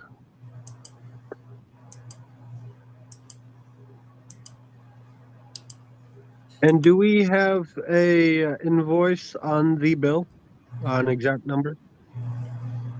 Yes, the complete and final bills have been provided along with the motion when it was submitted. Everyone on the board Can we received please it. bring the member to order? I asked the body a question. It would be appropriate for a response. I've had a problem with my internet. I'm back. I'm sorry. Well, Thank you, Jay. the invoice is attached. I can open it and see if I can share that. There were 3 additional documents attached. Point of information. Yes, Mr. Johnson. Were those the 3 documents dated 2003? Yeah, 23. Thank you. Yes. Yeah, that's what I meant. 2023. Those are the itemized bills that have all of the expenses. They were incurred and issued in 2023, and then this is the cumulative bill that was issued capturing all of them, but does not have the itemized nature. So the other items are Point of the complete information, bills. has this been seconded? The member is speaking on the motion. We're not, we are just deliberating on the contents of the bill of the motion at hand. Has it been seconded? I also believe that in one of the mail that was forwarded by the litigation committee, it affirmed the exact amount that is matching what's on the bills. Thank you for that. And that was 28,749. Sorry, it went away from my screen, but does that sound about correct? 2879439. So 28,794 and some change. Correct. All right. All right. The motion to pay that bill immediately upon the receiving our funds from the Comerica case. Does that motion have a second? Second. Thanks. All right. Mr. Bowman, your hand is raised first. Yeah. I had looked over the documents and actually had been requesting to look at even more documents, which apparently didn't appear. But I think I've seen enough that I have a strong opinion on this now. Here's the facts. The facts are, well, he sent the document. We've read it. It's from 2023. In there, in one of the letters, it actually specifies that the firm will be billing the part, will be sending invoices every 30 days. And since this board was elected and since I've been on it, I have not been aware of any invoices coming in from Hooper Hathaway. If anyone on this board is aware of any, I'd love to see them. I have lots of bills, by the way, from 2023 listing all kinds of amounts of money that I don't owe. Why? Because they've been paid since then. Things happen over a couple years plus. Finally, we have the match. So we have not had any follow-up by them. The lack of us getting any of these 30-day invoices would tell me that it's because there's nothing to tell us. And furthermore, we had made inquiries to Hooper Hathaway requesting, and we got those on record, I hope, requesting a accounting at the present of what we have due and have received none.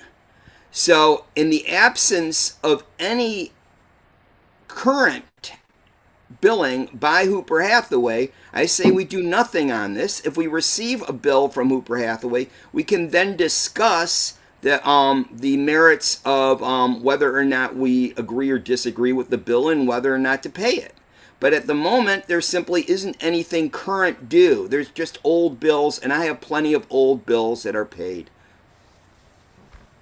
Thank you, Mr. Bowman. Mr. Johnson.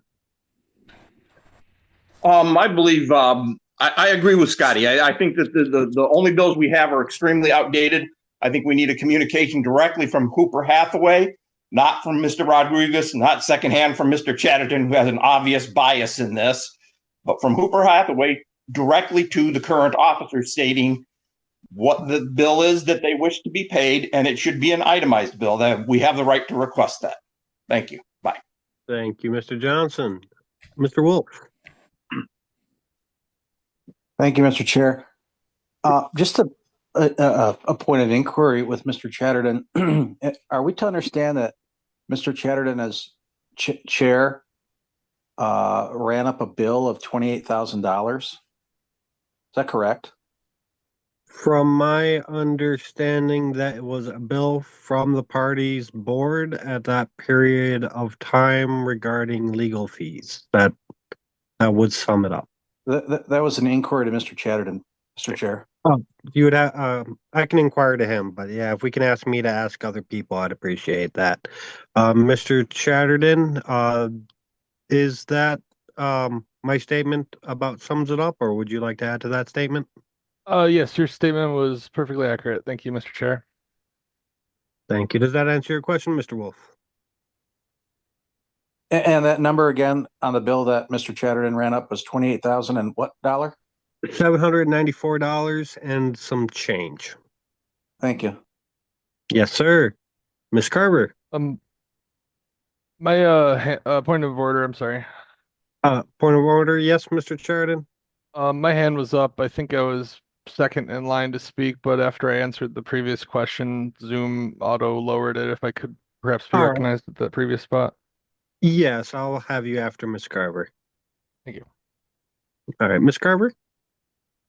Okay. Lot to unpack here. Number one, if you look at the previous minutes from the previous board or previous iteration of this board, they only approved $5,000 to $10,000 during their vote. Number two, I agree with Mr. Johnson. We have, and I'm sorry, Mr. Bowman. We have not seen a current bill. So this is 2 years old, 3 years old now. It most likely would not hold up in a court. Also, there is a conversation from Mr. Chatterton to others that this would be waived if no further items were done. I mean, there's multiple issues to this that need to be investigated before anybody agrees to pay this dollar amount. 1 minute. All right. Thank you, Ms. Carver. Mr. Chatterton.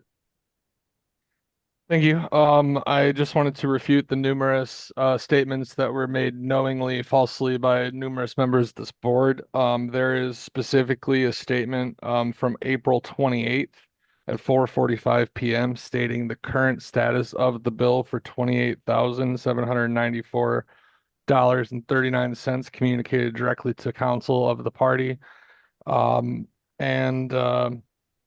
So those individuals that attempted to claim otherwise are knowingly making false claims because that has been communicated to us by Hooper Hathaway and the secret communications that have been ongoing even after our motion demanding to the contrary. Even those communications are showing exactly this. So furthermore, those that have claimed that the expenditures previously conducted by the board in 2023 were not authorized also again are making 1 minute. knowingly false claims. All approvals were done by the board. The board was kept in full awareness and continued authorizing the ongoing expenses in the case in which current members of this board falsely litigated against the party to cause damages so that they could take it back. Thank you, Mr. Chatterton, for that. Ms. Thornton. I guess if we're going to go correcting the records, there was nobody in this. We did not sue the party over this money. That Comerica brought this forth. But what I was going to say is that there was a payment recorded on the last FEC report that the previous board did recorded a payment to Hooper Hathaway of $10,000. I don't see that reflected in the balance due. I don't see any invoices for it. So I am going to argue that we vote against this until we've had time to do a lot more homework than, trust the word of a guy who was going to spend $50,000 to recover 38. That makes no sense to me. So that's my 2 cents. I yield my time, Mr. Chair. Thank you, Ms. Thornton. Mr. Saliba. Yeah, I agree with Scotty, Larry, and Dana, and Angie. It's all been building up. There's a lot of more details I think that we need. There's no sense in paying a bill until we're absolutely sure about everything.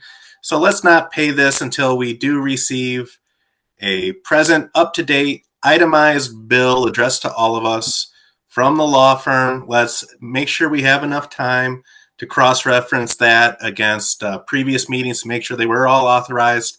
And let's make sure that we're not double paying on anything that was already paid by past payments. Let's not just, just because we got the money doesn't mean we need to spend it as fast as possible. Let's take our time with this one. And trust but verify. Thank you, Mr. Saliba. We can go Ms. Carver for a second time, then Mr. Bowman, and then Mr. Stepp. Ms. Carver?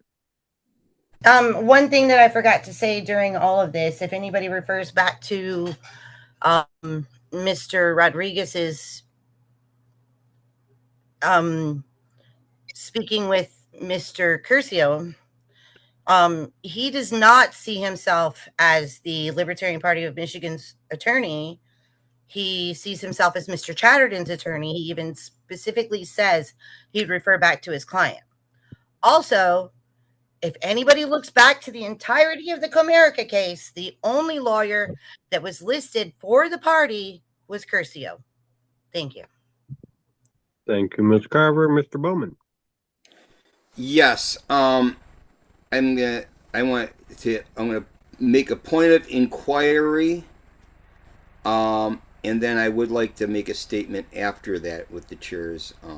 Okay. All My right. point of inquiry is: has our chair, our treasurer, or our secretary, all three present, those would be appropriate contacts to send a bill to, have any of them received a bill from Hooper Hathaway?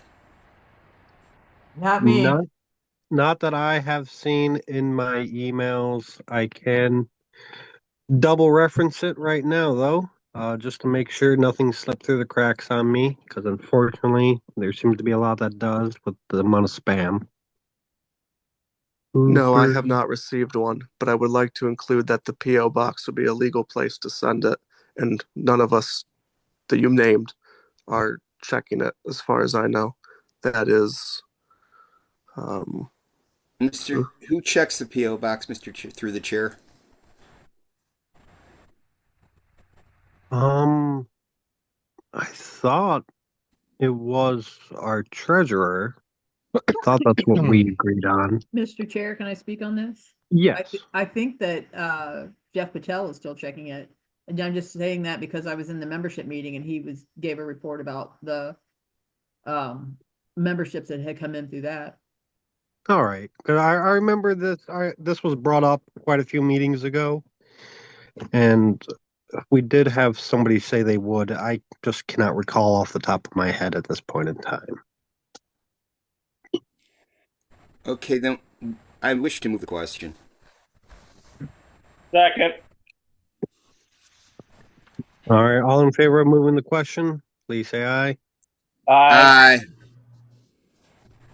All opposed, please say nay. Nay. Nay. I would just note that every member of this board has received Nay. the bill multiple times.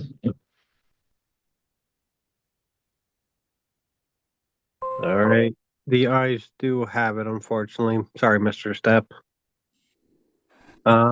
So all in favor of us paying the bill immediately upon receiving of the Comerica funds. I'd like a recorded vote. Yeah, we can do a roll call vote if you can, Miss Secretary. Okay. Scott Bowman, Nay. Trevor Stepp, Yes. Andrew Duke, No. I'm a no. Dana Carver, No. Jay Gelot, No.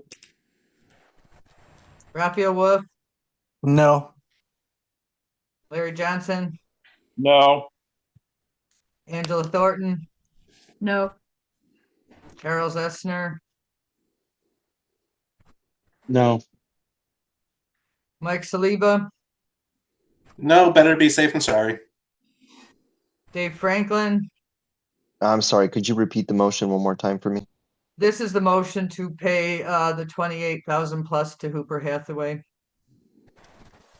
Okay, yes, I abstain. Abstain.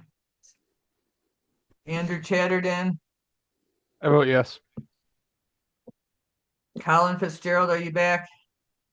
Back abstain. Tim Teagan, I abstain. 2 to 10 to 3.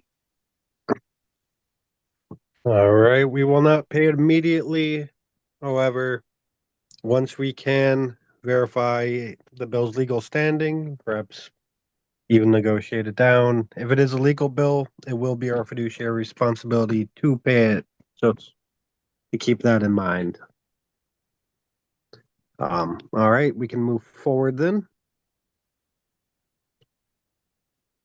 Mr. Stepp, do you still have your hand up for something else now, or is it Yeah, just at this left? point, it's a request for information, Mr. Chair. Yes. If you'd like, I can post the email from Mr. Rodriguez, which was less than 2 weeks ago, request with the total balance. There was a lot of talk about not having any bills current, but I can just post it in the chat if you'd like. That would be appreciative. I just searched Hooper Hathaway through my email and I didn't see it because I thought it may Sure. come from their firm, but Yeah. I think there was a lot of emails this week, and I know like a lot of people, I had some issues. I was whatever out of office and things, but I just did find it when I searched, so I can post it in the chat if you'd like. that would be much It appreciated. still has the 2023 date on the bill though, right? No, this is from last from you can see it in the chat. It's from 2026, April 28th at 4:45 p.m. It's there's no All right. in case that I'm just saying that we all should have gotten this. I know a lot of people don't get the emails currently, so maybe even half the board doesn't get them. So If I point of can personal find, privilege, I can't read that. I can read it aloud to you real quick. From Oscar Rodriguez, date Tuesday, April 28th, 2026 at 4:45 p.m. To Nick Curcio, subject, please return our funds immediately. Nick says the balance due is $28,494.39. See attached. The entire balance is owed to Hooper Hathaway PC, Oscar A. Rodriguez, Rodriguez Law PLC, the phone number. Okay, so So another that's an email. personal privilege. So it wasn't an actual invoice, and it was not sent to us from Hooper Hathaway, correct? It was sent to our lawyer and it was an email and there was no updated invoice. It was the same 2023 invoice.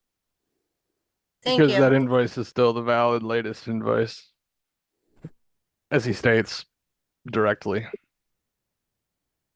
All right. Well, Doesn't I'll see. matter. I would consider under chair's daily duties to see if I can inquire to the Hooper Hathaway firm and see if I may be able to obtain a very present itemized bill so we can set that motion at ease. I'll see if I can do that before our next meeting. Point of information, Mr. Chair. Yes. I would like to inquire if there's any other information that the litigation committee would like to report to us at this time. We've obviously taken quite a bit of time with these two motions. Thank you. That is correct. I almost jumped right away from them. Is there anything else to report from the litigation committee, Mr. Essner? No, I think everything is in the emails I sent. If there's any questions, let me know. Thank you. I appreciate that. All right, Mr. Step, your hand is. Did it go back up or is it still up? Oh, I was just gonna say I could if you'd like. I don't want to force anything, but if you'd like, I can post the invoices because people asked in the chat what was attached from Mr. Rodriguez. Yes, any information on that would be helpful to put any of our members' minds at ease on what this Okay, yeah, bill because a lot of entails the and for emails have what. been sketchy. So let me put them in the chat. Point of information, Mr. Chair. Yes. We're posting a lot of this stuff into the chat. Is that information going to be available to us after this meeting has ended? No, the record of the chat is garbly gooch. If that's what you're asking. It might be better to re-forward that to our email system so that we can look at it. I do believe I have the correct email in my legal folder, but I would like to make sure. That's all. Right. Yeah, Mr. Step, if you would be so kind to indulge him and forward it to us also in an email chain to our membership leadership committee. I can do that, which I'm just pulling them from the leadership email, but I know that it's been sort of going to people's spam and such. Whichever you'd prefer. I thought the attachment still had the 2023 date. That's the last date of billing as it says in the emails. Right. So that's all I asked him in that same email there's chain. been no billing since then, is what They don't the issue emails say. new invoices when they don't bill new services. That's not That's how what it I'm trying to works. say. Is there's been no new. Can we call the meeting back to order, please?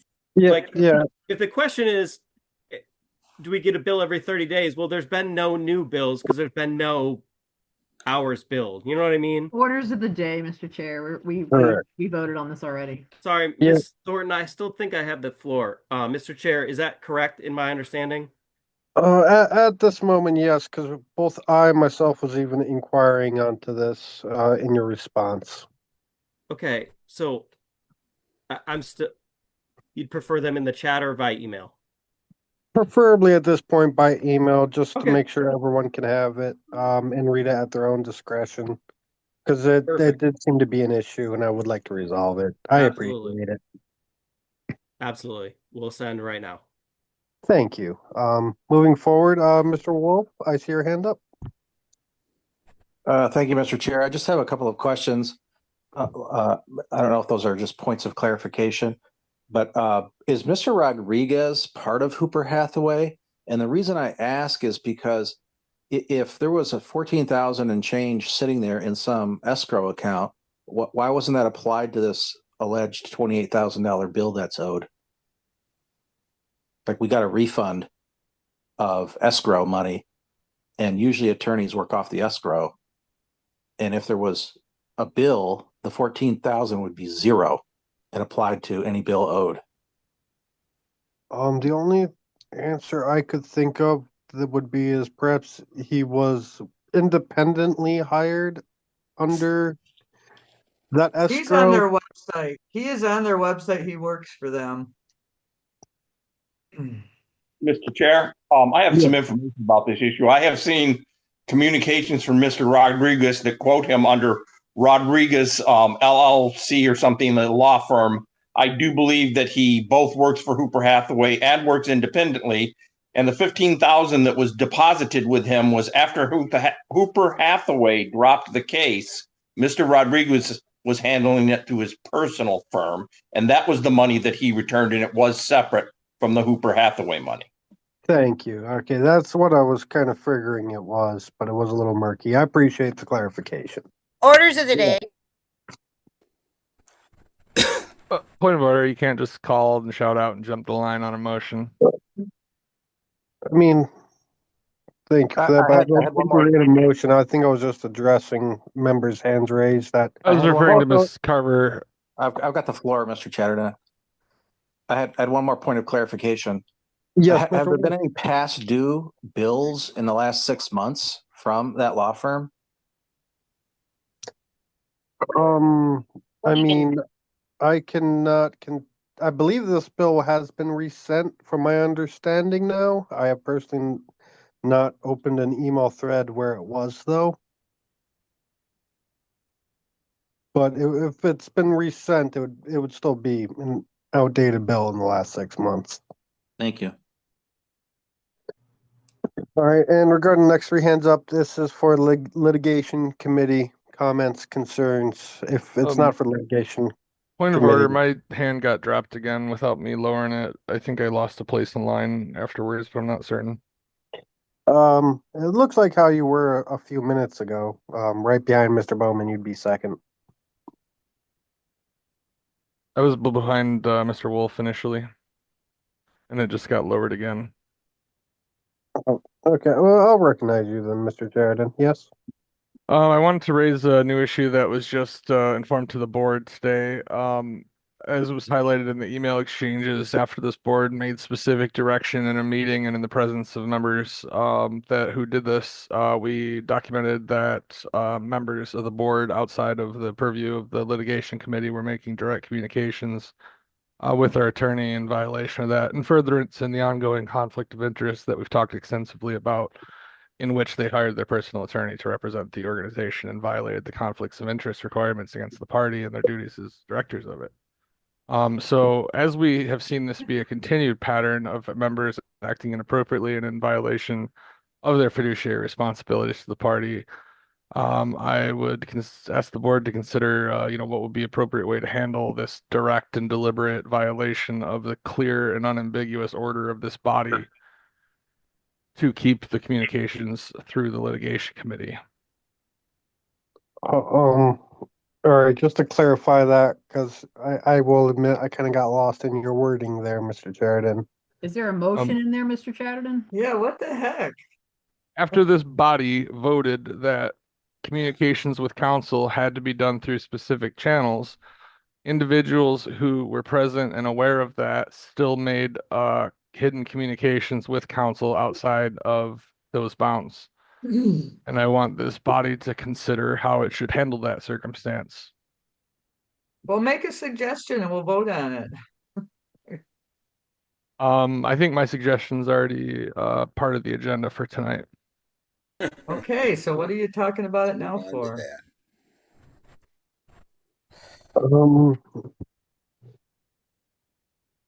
I think I understand. Is there any specific individuals you would like to name that have had a communication that I was believe not Miss open to Thornton referendum? made unauthorized secret communications with the council.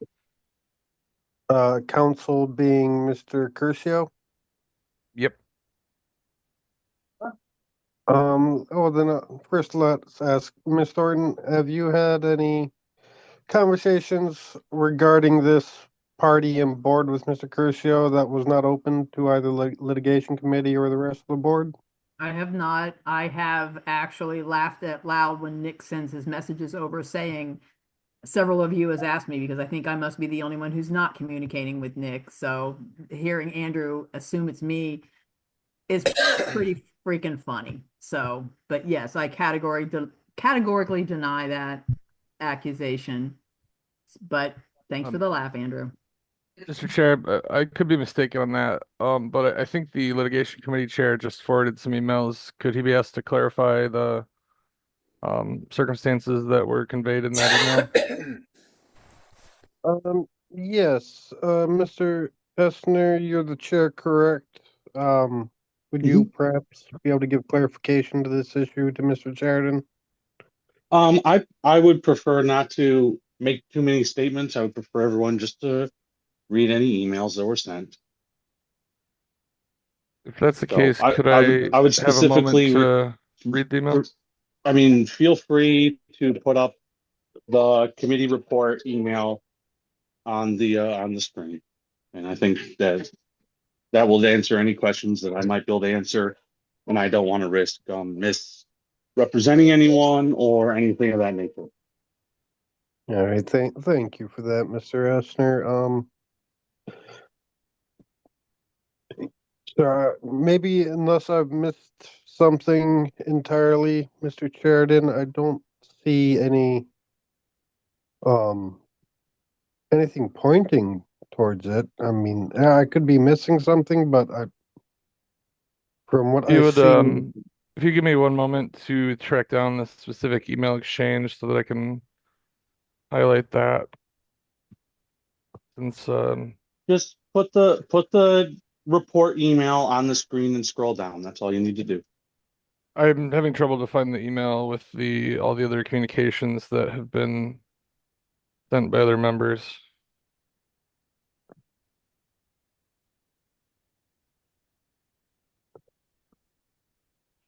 The litigation committee report email. Is the subject line you said is litigation committee report?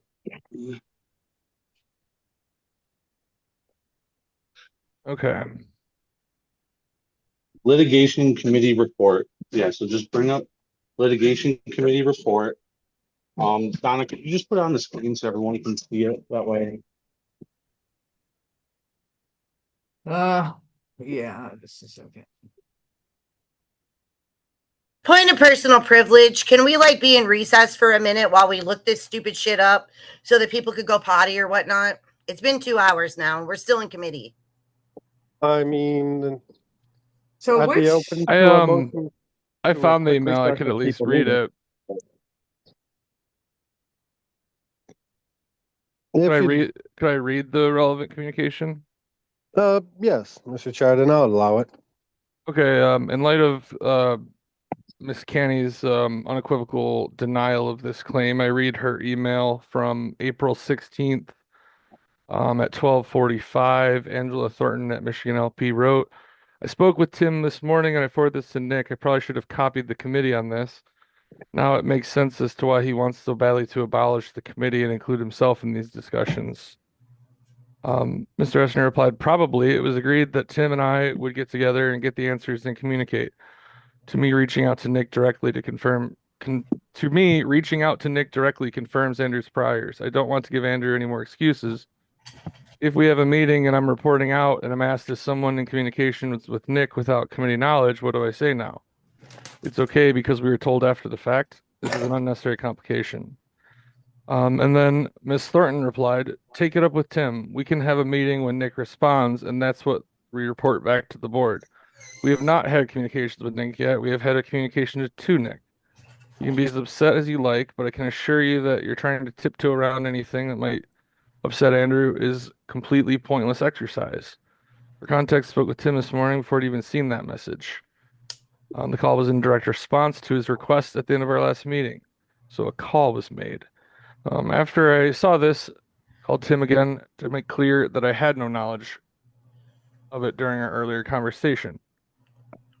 I think the remaining part is not relevant, but I can continue it if anyone wants to read it. So, Miss Canny was present when the board adopted the directive that all those communications had to be included and provided to the board, and then continued to make unauthorized communications on behalf of the board to council and said, I don't care, take it up with Tim. And so even after this board spoke unanimously that the whole board should be kept in those communications, Ms. Canny continued to engage in unauthorized communications and was indignant about it when Mr. Essner called to her the fact that that was specifically directed against by the board. Tim, are you keeping time? I was allowing him to read, so I did not keep time. I had to step out for a moment. Sorry, so I'm away from my stopwatch at the moment. But allowing him to read, I allowed the breach of time. That was all I had to present. Thank you. All right. I mean, if that's the case, moving forward, I'll start just with a reminder and a slight reprimand. If we vote for open communication, let's all continue to keep open communication. Whether it did or did not happen, I'll just reiterate and reaffirm we must continue with open communication with our council. If that would appease everyone, that would be my simple ruling of the matter.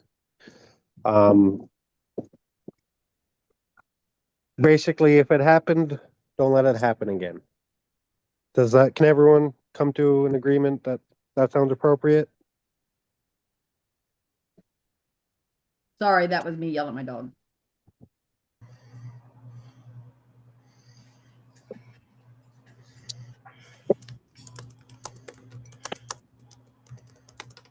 But thank you for bringing that up, Mr. Chatterton. Uh, that appreciate your due diligence in looking into that matter. All right, moving forward, Mr. Secretary, by any chance, are you able to open a stopwatch on your laptop? I had to step out for a cigarette, and I couldn't bring my laptop out here for a 2-minute timer. I've got 4 different things open, so that's why I mean, I can, but I don't even know where it is. Mr. Chair, I can run a stopwatch if you like. How Thank long? you. I've 2 minutes, 2-minute timer for any speaking to any No problem. motions. If you're making a motion, you can exceed time. Understood. Just one moment.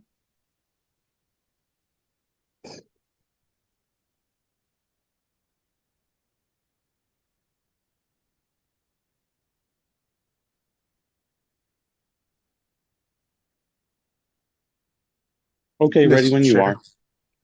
All right. Thank you for that. Um, Mr. Chair, yes. on a point of personal privilege, Dana Carver has requested a recess for a bathroom break. You're out for a smoke. I'll second the recess. Okay. Should we call it a 10-minute recess? 5 minutes is good.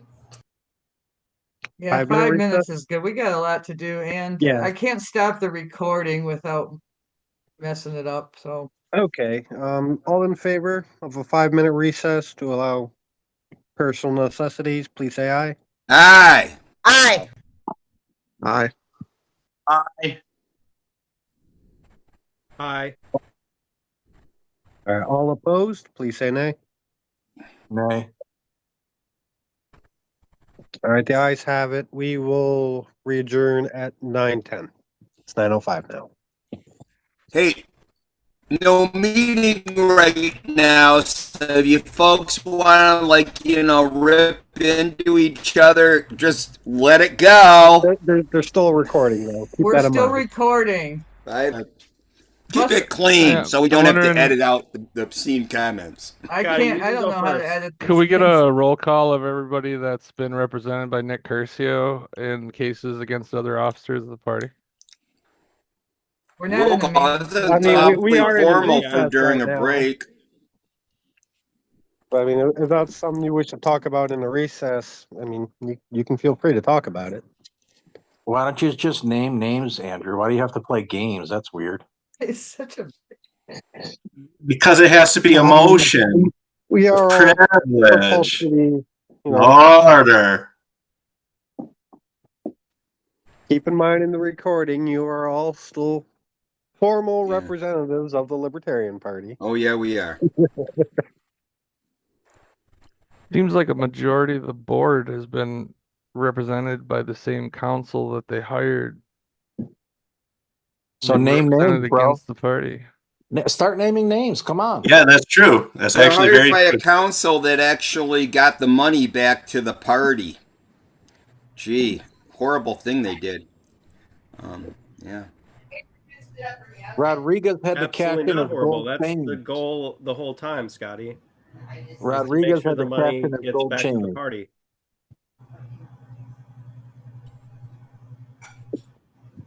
Yeah, I just thought it would happen last summer.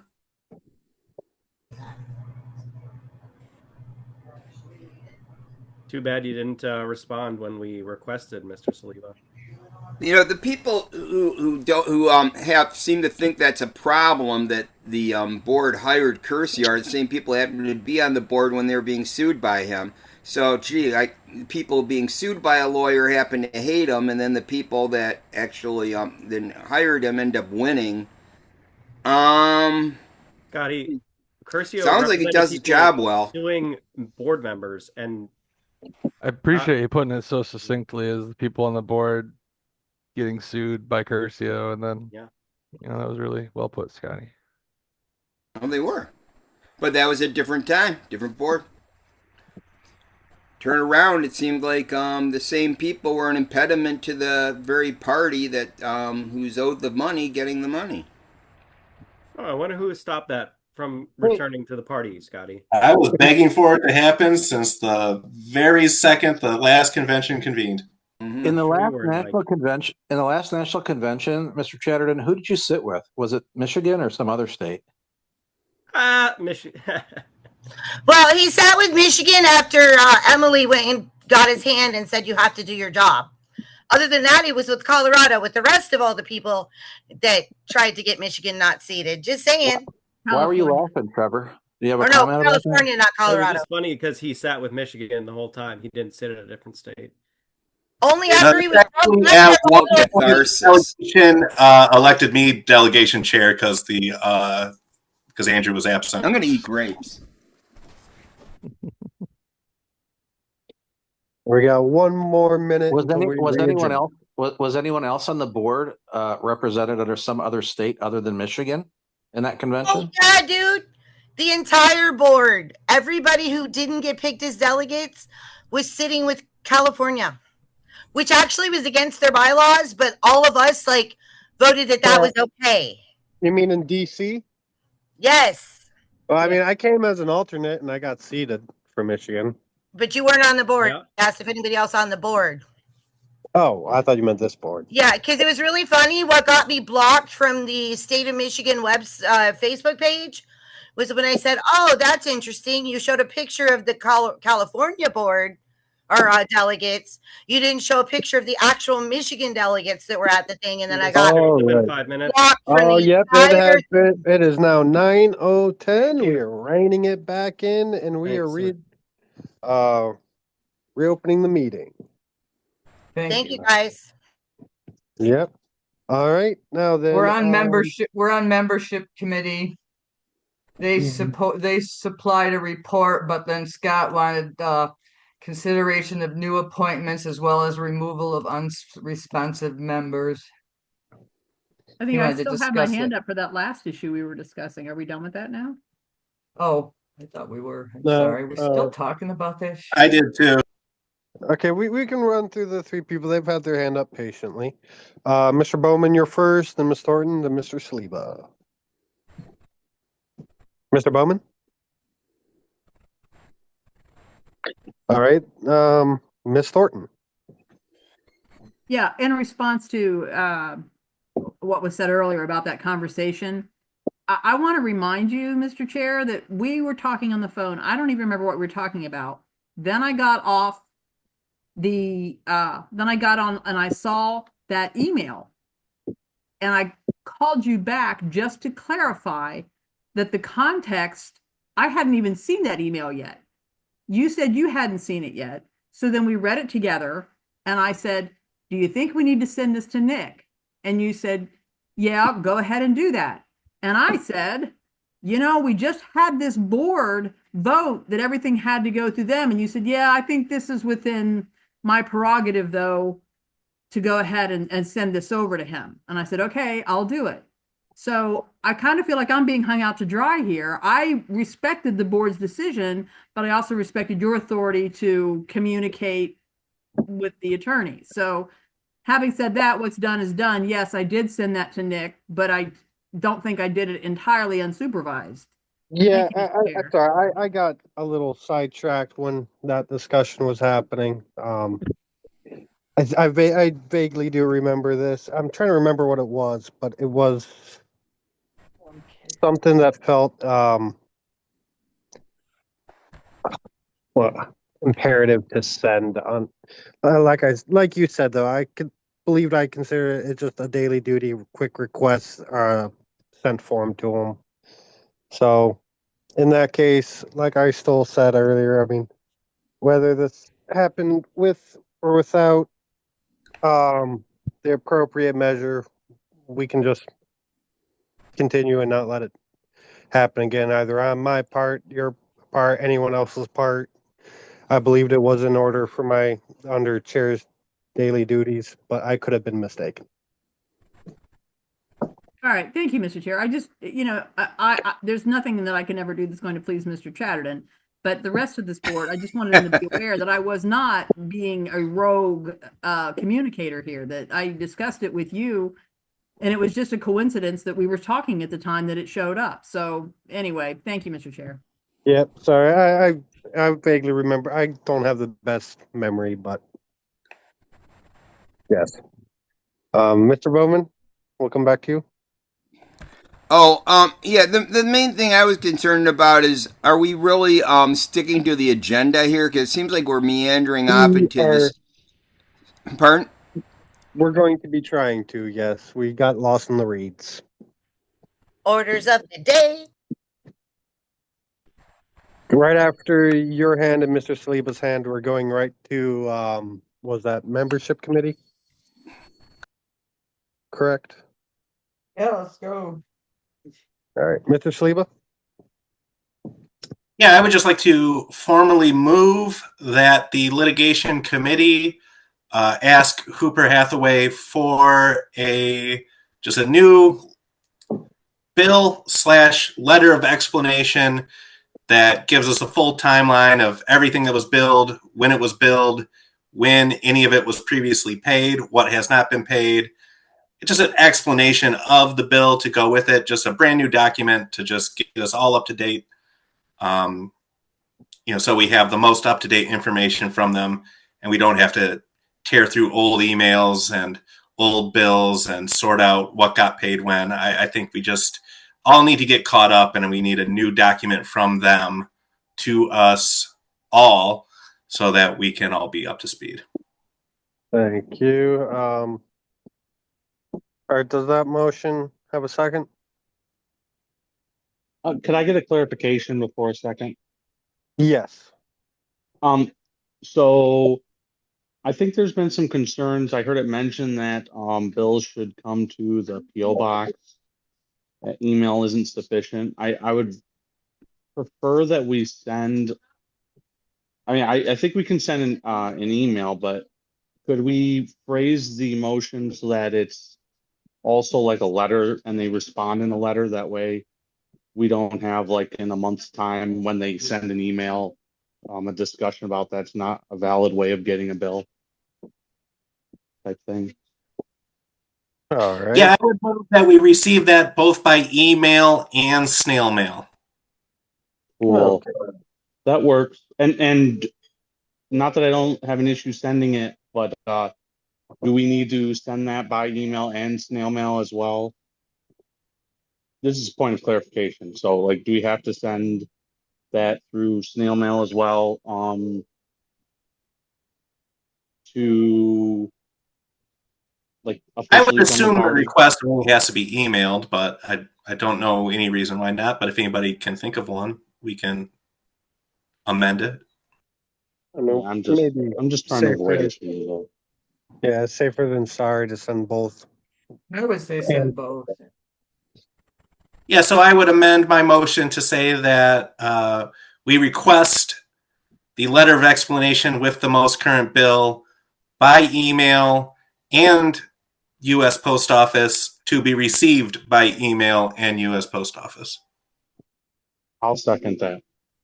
All right, thank you. And now it's your few hands up for debate, Ms. Carver.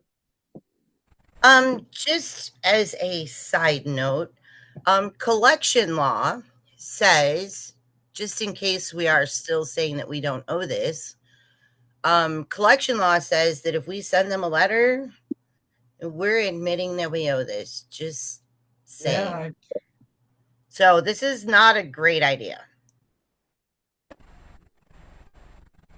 I retract my motion. If they wanted to charge us, they could have properly sent us a bill, not through Andrew, but not through an attorney, through us. If they say that we, the party, owe them, then they can send we, the party, a bill like proper folk. We don't go asking people, do we owe you money? That is just collection law 101. And I already asked him anyway. So. There's no past due notice. hasn't been for 6 months or more. Yeah. So we don't know this. So you're withdrawing your motion, Mike? Yeah, we'll just wait for it to come on its Can't own. be withdrawn I if it's been don't think seconded. it can be. It's already been seconded. Who seconded it? Mr. Esner did upon clarification. So we will have to vote through it real quick. Mr. Bowman, your hand raised. Yeah, I believe it's actually a request for information, I guess would be my proper terming of this motion. Did we not already send said request for an accounting of funds when we sent the email terminating our selection of the Hooper Hathaway law firm as our attorneys? And was there not a lack of response to that? I'm also wondering, this is still part of the same question, also wondering if when that was it sent with return receipt required? Because if it was, then we have verification not only that we sent it and weren't responded to, but they received it and chose not to respond. I do believe we did send out that letter. I'm not so sure on the returned receipt or not. I sent a return receipt regarding the 14,000. That was a separate issue. Yeah, that was. But then in the email response, I asked him 3 times for a detailed letter, so updated to this date, and I never received it. So I have the emails. He responded by email before he got his registered email, a registered letter for the 14,000. So he responded that day. Yeah, this pertains to the other money, Yeah, no. 28,000 plus. Well, I sent him 3 requests when he was talking to me about the 14,000. I responded 3 different times saying all we're asking for is an updated, and he never. So I sent that all to you guys. I can try to find it and resend it, but Yeah, does that answer your question, Mr. Bowman?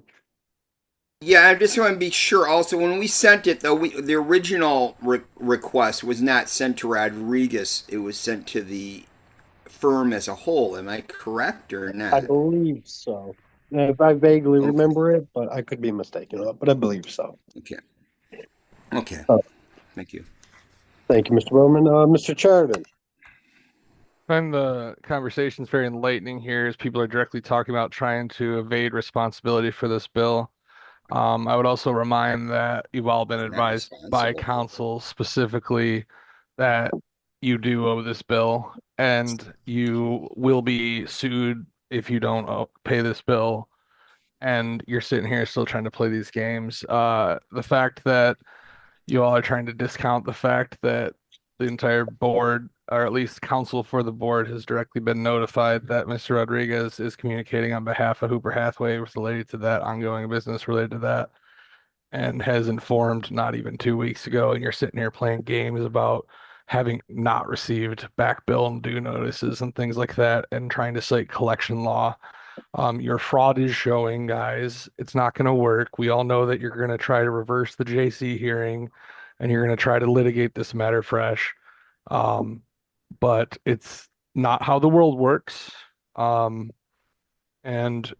it is your fiduciary responsibility to this organization to not try to play these games because you're trying to damage it for your own personal good and your own personal benefit to cover up for the crimes you've committed against it. So, as has been communicated to you by your own claimed counsel, um, you're going to have to pay this bill. And if you keep trying to dance around it, You you're really want building that, the don't you? evidence for 2 minutes. you're building the evidence for your own misconduct. So Thank you for that, Mr. Sheridan. And like I have reiterated before, earlier in this meeting, once we can confirm to the satisfactoriness of this board, or at least majority, the exact number of this bill and broke down invoice if appropriate. I mean, if it will be our fiduciary responsibility to pay a legal bill. That is something that I would have to rule on. That would be out of order to negate that. Problem is, a majority of this bill board is conflicted on the matter of fiduciary responsibilities to this party on this matter. Motion to adjourn. Second. Second. All right. All in favor of adjournment, say aye. Aye. Aye. Aye. All opposed, please say nay. Nay. Nay. Nay. Ms. Secretary, could you do a roll call vote? I know we have a lot of business we still need to get to, and it sounded kind of conflicted there. We need to get the meeting back in order. Scott, Nay. Trevor, No. Andrew Duke, No. I vote yes. Dana, No. Jay, No. Raphael, Yes. Larry Johnson, No. Angela Thornton, No. Charles Essner, Yes. Mike Saliba, I also go no. no. Dave Franklin, Yes. Andrew Chatterton, Dane. Colin Fitzgerald. Yes. 5 to 8 to 1. All right, motion fails. We will continue with the Chair? meeting. Yes? May I be recognized, Mr. Chair? Yes, Mr. Esner.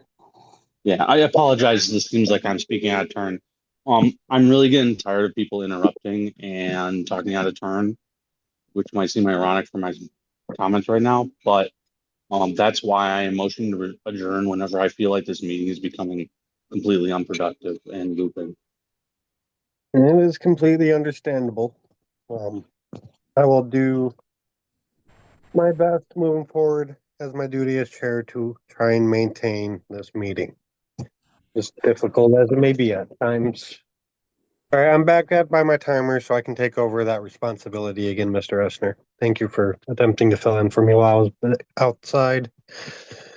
No problem, Mr. Chair. All right, the remaining hands up.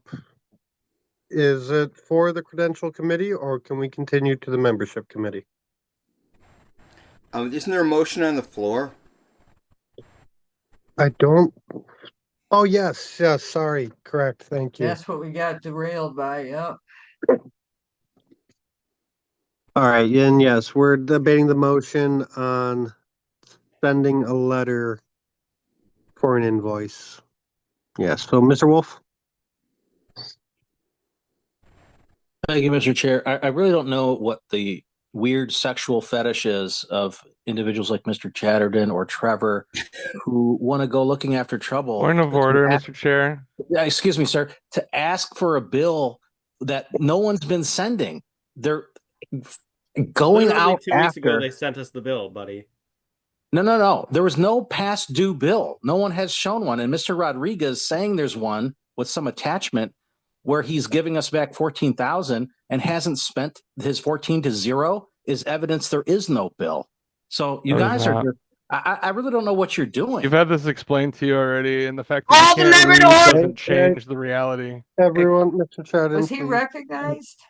No, 14? Mr. Chatterton. Just please. speaking I up to understand try you- to prevent fraud by this 14, party I in know. addition to Mute. by the I individual. Motion to adjourn. Everyone. Second. Everyone. I appreciate your concern, Mr. Chatterton. To Mr. Wolf, I will say. It's It been is our- motioned and seconded, Mr. Chair. Sorry, did what was the motion that was moved and seconded? To adjourn. Point of order, the chair can rule that dilatory. Yeah, I don't think you can do a motion to adjourn in the middle of another motion, Charles. We just had one. It was just only for the fact it's only 2 minutes after the previous motion. I would have to rule that dilatory, Mr. Esther. Give it a few more minutes and it would be valid.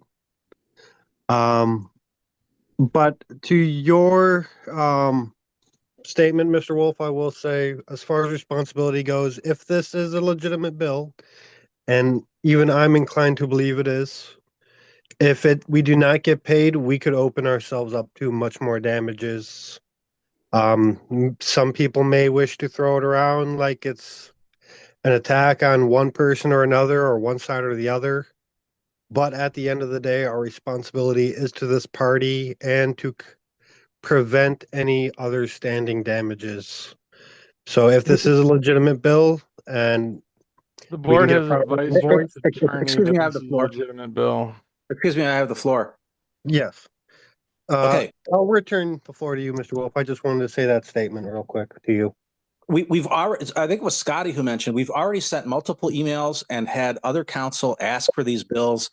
This thing has been beaten to death already, but for some reason, certain individuals on this board continue to beat the dead horse and just won't take no for an answer. You don't owe the money Dick currently. Curcio just No advised past due that this is a benefit. Mr. legitimate Sheridan, bill. Thank you. Mr. I yield the Sheridan, floor. I will, please do not interrupt on like that. I really don't want to have to do any type of disciplinary action on anyone tonight. So as long as we can do at a correct interrupting motion or wait to be recognized, we're golden, everyone. But that's like the low bar minimum. We have to hit it. All right. The next hand up is Miss Carver. All right, we keep talking about whether or not they're going to sue. I am a big fan of let them sue. They've yet to show us a bill. These bills were previous to this current board. Mr. Chatterton had plenty of options in the last 3 years to figure out how to pay his bill. Again, I will restate, his board never approved of all of this money. And I would love to see discovery in this case. I would love to see the discovery of what exactly was discussed during this time. Let him sue. Thank you, Miss Carver. Oh, wait. I still have time? Yep. Yes, you do. And we can do this thing called a countersue, a counterclaim, and have Mr. Chatterton pay all of our costs. It's a thing. Thank you for that, Miss Carver. Mr. Bowman. Again, and I'm going to make a statement first that we simply should not keep. It wasn't even aware of this litigation law, or collection law, but I'll believe it for now. That what Dana said, we already did our diligence in our initial inquiry that we sent, and we didn't get a response to that. Until such time that we receive a current itemized invoice in proper form from the firm of Hooper Hathaway, I move that we do nothing and therefore vote down this motion, and I move this motion. I move this question. All right. Okay. So Mr. you Move call we the amend to also call for it to be sent via smoke signal in question. addition to all the Mr. prior. Chair. Mr. Sheridan, God, he's please so obnoxious. consider this your formal warning at this point. For Apologies, Mr. Chair. It's all right, but Mr. Chair. It's not. Not all right. Question has been moved. Does that call the question have a second? Point of information, Mr. Chair. Yes. Didn't or clarification? Didn't wasn't this retracted, so we don't have to vote on it? We can just move on. Unfortunately, it was seconded before the retraction, so we do have to vote through it procedurally. I second calling the question. Okay. All right. Do it, please. So all in favor of calling the question, please say aye. Aye. Aye. Aye. Aye. Aye. All right. Any opposed? Please say nay. All right. All in favor of the motion to inquire and send a letter and email to receive a proper bill and invoice, an updated one, please say aye. Aye. Nay. Please say aye. Wait. The ayes first. All Wait, right. All to clarify, this is to send the bill, to send a request for information. the request is Did I miss to send a something? request for the bill. Correct. Okay. Please say Aye. aye. What? All right. All opposed? Please say nay. Nay. Nay. Nay. Sorry. All right. The nays have it. All right. Moving forward. Where are we at now? Are we finally on the membership committee report? We really have to get through this Yes. meeting, everyone. Yes, man. Who is introducing the membership committee report? Well, Scott had the amendment. I mean, they sent the report by writing, but Scott wanted to discuss new appointments and removal of unresponsive members. All right, Scotty, recognize you for that motion. You have the floor. Yeah, now this presupposes said members have been still non-responsive. If they've since responded with information, then I would withdraw that motion. But I think that's, if we have to be able to populate that committee with people that are actually going to get back to us. If we're not removing it, then we just want Mr. Bowman, you're with losing membership signal. matters. That's all. It just seems, yeah. So I will say that I'll repeat. Ryan did respond. I'm sorry, Ryan did finally respond, and I know he works a lot of hours and is not always on his email like a lot of people are not. So Then, Mr. Chair, if I may ask, did Ryan give you the information you needed, Donna? well, it was he's done all he can at this point. So yes, in my mind he has, but I know other people might not say that. Okay, I don't Was see that any reason to rendered? remove anybody. If anyone else wants to join the membership committee, I think it would be acceptable for us to appoint some additional people just to monitor things. Is there any volunteers that would like to be added to the membership committee? I would like to be added to the membership committee. This is All Andy. right. Ms. Carver, your hand went up. Would you like to, or would you like to add somebody else? I volunteer as tribute. Thank you. Mr. Stepp, your hand is up. Was that for a previous issue or a next issue? Did you say you volunteered, Dana? Future issue. Okay, duly noted, Mr. Stepp. Yeah, Ms. Carver and Ms. Thornton would like to be added to the membership committee.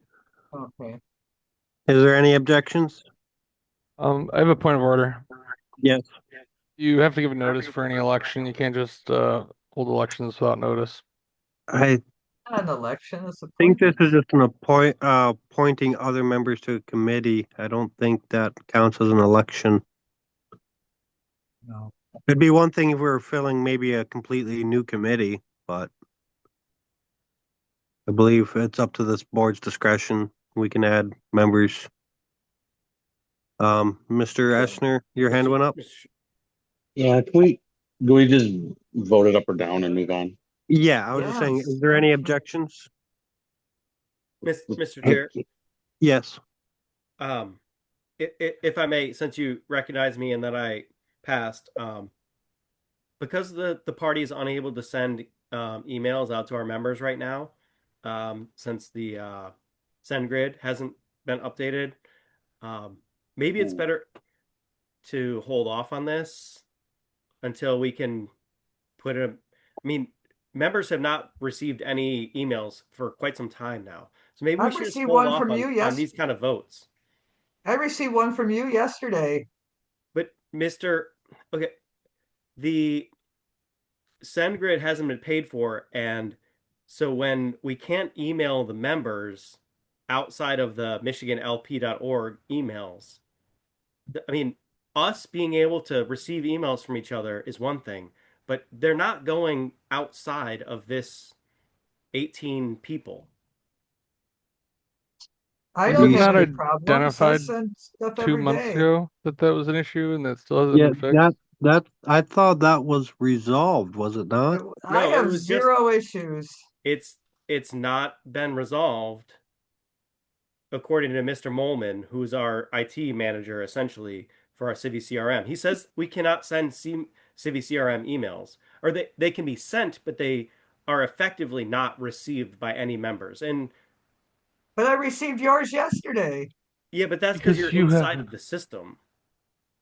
Yeah, It was to all the members. It was to my personal email I got address one to too. all the members. Mr. Molman says we are unable to send external emails. So why did you send an email to all the members? I was under the impression that Raphael Wolf had fixed this last He week. did, because I got the email. But Mr. Molman says it's not fixed. then at that point, I don't. Can I Because just it was instruct Mr. Wolf to Point of clarify what order, Mr. there's a Molman motion on the Even floor, in and this is Civi, not it. Mr. Chair, Point of even within information. Civi, it's saying there's like a 1% open rate, which is like essentially nobody is getting that email. It's either going to spam or it's not actually being delivered.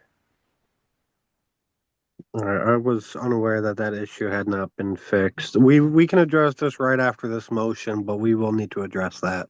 But I'm just saying that if we're going to hold votes and we're going to add people to committees, none of this is going any. It's not been a Facebook. If it would been a Facebook post or we tried to take an email, send an email, or affiliate chairs were contacted, it's one thing. But we're sitting here talking about something that nobody. We're just starting something new.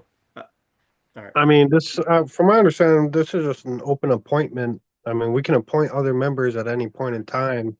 Like I said, if we were creating a new committee, I could understand giving due notice for that. But this is, I would rule it just adding those two members in order. But We I do welcome understand any your other new concern. members. Yeah, we will welcome, more than likely as a board, welcome anyone who wishes to join an appointment for that committee that would like to reach out. So, but thank you for raising that issue, Mr. Stepp. That I would like to make sure we address that tonight because I thought that was an issue that was resolved. Can we call the question? Yes. Any objection to calling the question on the appointment of Ms. Carver and Ms. Thornton? All right. Is there any objections at all? All right. Hearing none. Let's just vote on it, yay or nay. Yeah, that's what I'm saying. If there's no objections, that counts as a vote. So if no one objects, it passes. I say nay. Okay. All right. Is there any other nays? What's the motion on the table? Yeah, what's the question? To appoint Ms. Thornton and Ms. Carver to the membership committee. Ms. Scotty took back the point of his motion of removing members that were inactive to just adding anyone who would like to be added. And So two people volunteered. who made the official motion to add them? Do you know? Mr. Bowman Okay. opened the motion, and then Ms. Thornton and Ms. Carver volunteered.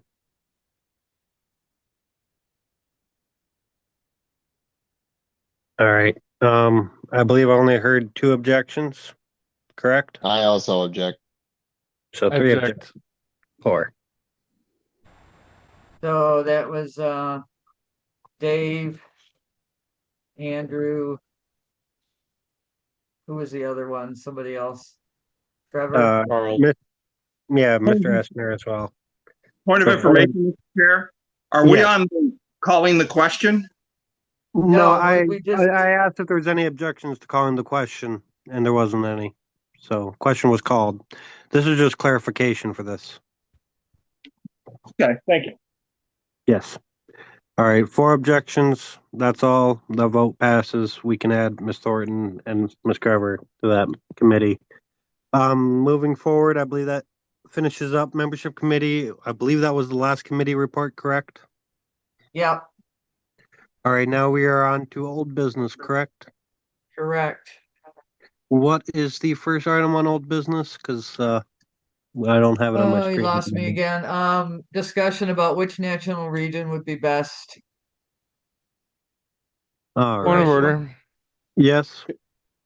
As we complain about long meetings, this party has already adopted a resolution that overrides anything this body does, and this body has no authority to act with regards to our convention selection of the region. This is on the agenda as a discussion. There's no Second. motion. Then I move that we end the discussion and move to our next item of business so that we don't have 8 hours of business on stuff that we have nothing to do business on. All right, does the motion to end discussion have a second? Second. All right, I don't think that's debatable. So, all in favor of ending discussion before it begins and just moving to the next topic, please say aye. Aye. Aye. Aye. All opposed, please say nay. Nay. Nay. Can we get a recorded vote on that so we know who is in support of 4-hour meetings? Ms. Secretary, can you go through a quick roll call vote? Yeah, just a second. The irony is palpable. I'm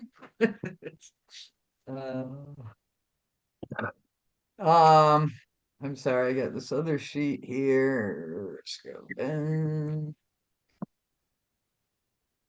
How many recorded votes do we have in one night? Scott Bowman, Aye. so this is to remove the and Pretty agenda much just to skip it. It's just to skip it. skip it. Well, that's removing it, but Scott Yeah. Bowman is yes. Trevor Stepp, Yes, skip it. okay. Andrew Duke, No. I say no. Dana, No. Jay Gillette, Pass. Raphael Wolf, Yes. Larry Johnson, No. Angela Thornton, No. Charles Essner, Yes. Mike Saliba, No. Dave Franklin, Yes, please. Andrew Chatterton, Yes.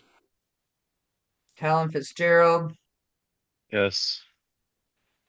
Tim Teagan. I abstain. Going back to Jay at 7 to 6 to 1. So the yeas have it. We will move on to the next. Well, did business Jay item. passed, so I had to go back to him. Did you I get didn't pass. I'm sorry. I abstained. You abstain, I okay. All right, 7 to 6 to 2. All right, Motion to remove the item passes. All right, we will continue to the next item of business. Do you have that on your screen, Ms. Secretary? The concern, treasure report to address the concerns over the missing 6,000. All right, do you have any conclusion to your investigation, Mr. Duke? Negative, Mr. Chair. I will ask for more time since I was not at the other meeting where this motion was passed. All right. Point of order. This was directed to be done within 14 days, and I think that was 2 months I'm ago. still speaking. I just wish I could finish my explanation. It was at Please a meeting. explain why it's taken you 2 months to do something. Order. Mr. It was Chairman, 1 month. please. I believe the deadline was 2 weeks. It's been 1 month, and there were people in that meeting that knew we had a state filing, a federal filing. And now my work phone wants to tell me there's a problem here. I have other responsibilities. In addition to April being personal tax, income taxes are due, and there's no reason to berate me, honestly, Mr. Chatterton. So you haven't started it. Mr. Chatterton, please allow him to finish. So, yes, there's my excuse, and I will continue to look into it. Very Thank well. you, Mr. Duke. Is there an amount of time that you think would allow you appropriate measures to bring a conclusion to that investigation that you would ask for? Y'all know there's no money missing and you're committing fraud by claiming Call the there is. member to order, please. Point of Mute. order. Mr. Chatterton. Move to him. adjourn. He's already been warned. Mr. Chatterton, I've given you a Second. formal warning. I really do not wish to move in with any disciplinary action. If you continue again with it, I will be forced to do something. I don't want to. Please don't make me. We know that the rest of the board is going to vote to adjourn before I they motion to remove face Andrew Chatterton from the their meeting. Second. fraudulent actions that Sorry, remain on the there's agenda. already a There's two motion that's been motions made on and the seconded. floor. All Move to right. adjourn was made Order. and seconded. Motion to adjourn is first. If that fails, there will be a motion to eject Mr. Sheridan from this meeting as been moved. Let's just see what we can do. So motion to adjourn. All in favor, say aye. Mr. Chair, Aye. people have their hands up. Aye. Aye. Aye. Aye. All opposed, say nay. Nay. Nay. Nay. Nay. Nay. Nay. Nay. Division. Yeah, Ms. Secretary, could you run us through a quick roll call vote on that?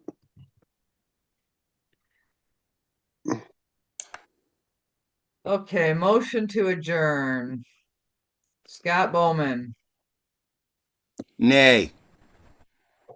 Trevor Stepp, Aye. Andrew Duke, Abstain. I vote yes. Dana Carver, Nay. Jay Gillette, Nay. Raphael Wolf, Yes. Larry Johnson, Yes. Angela Thornton, No. Charles Essner, Yeah. Mike Saliba,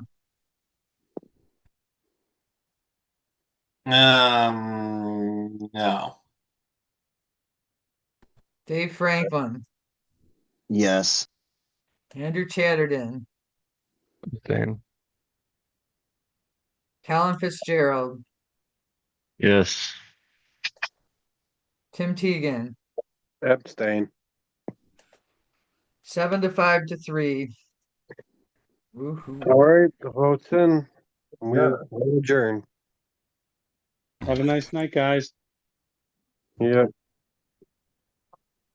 Recording. For the record,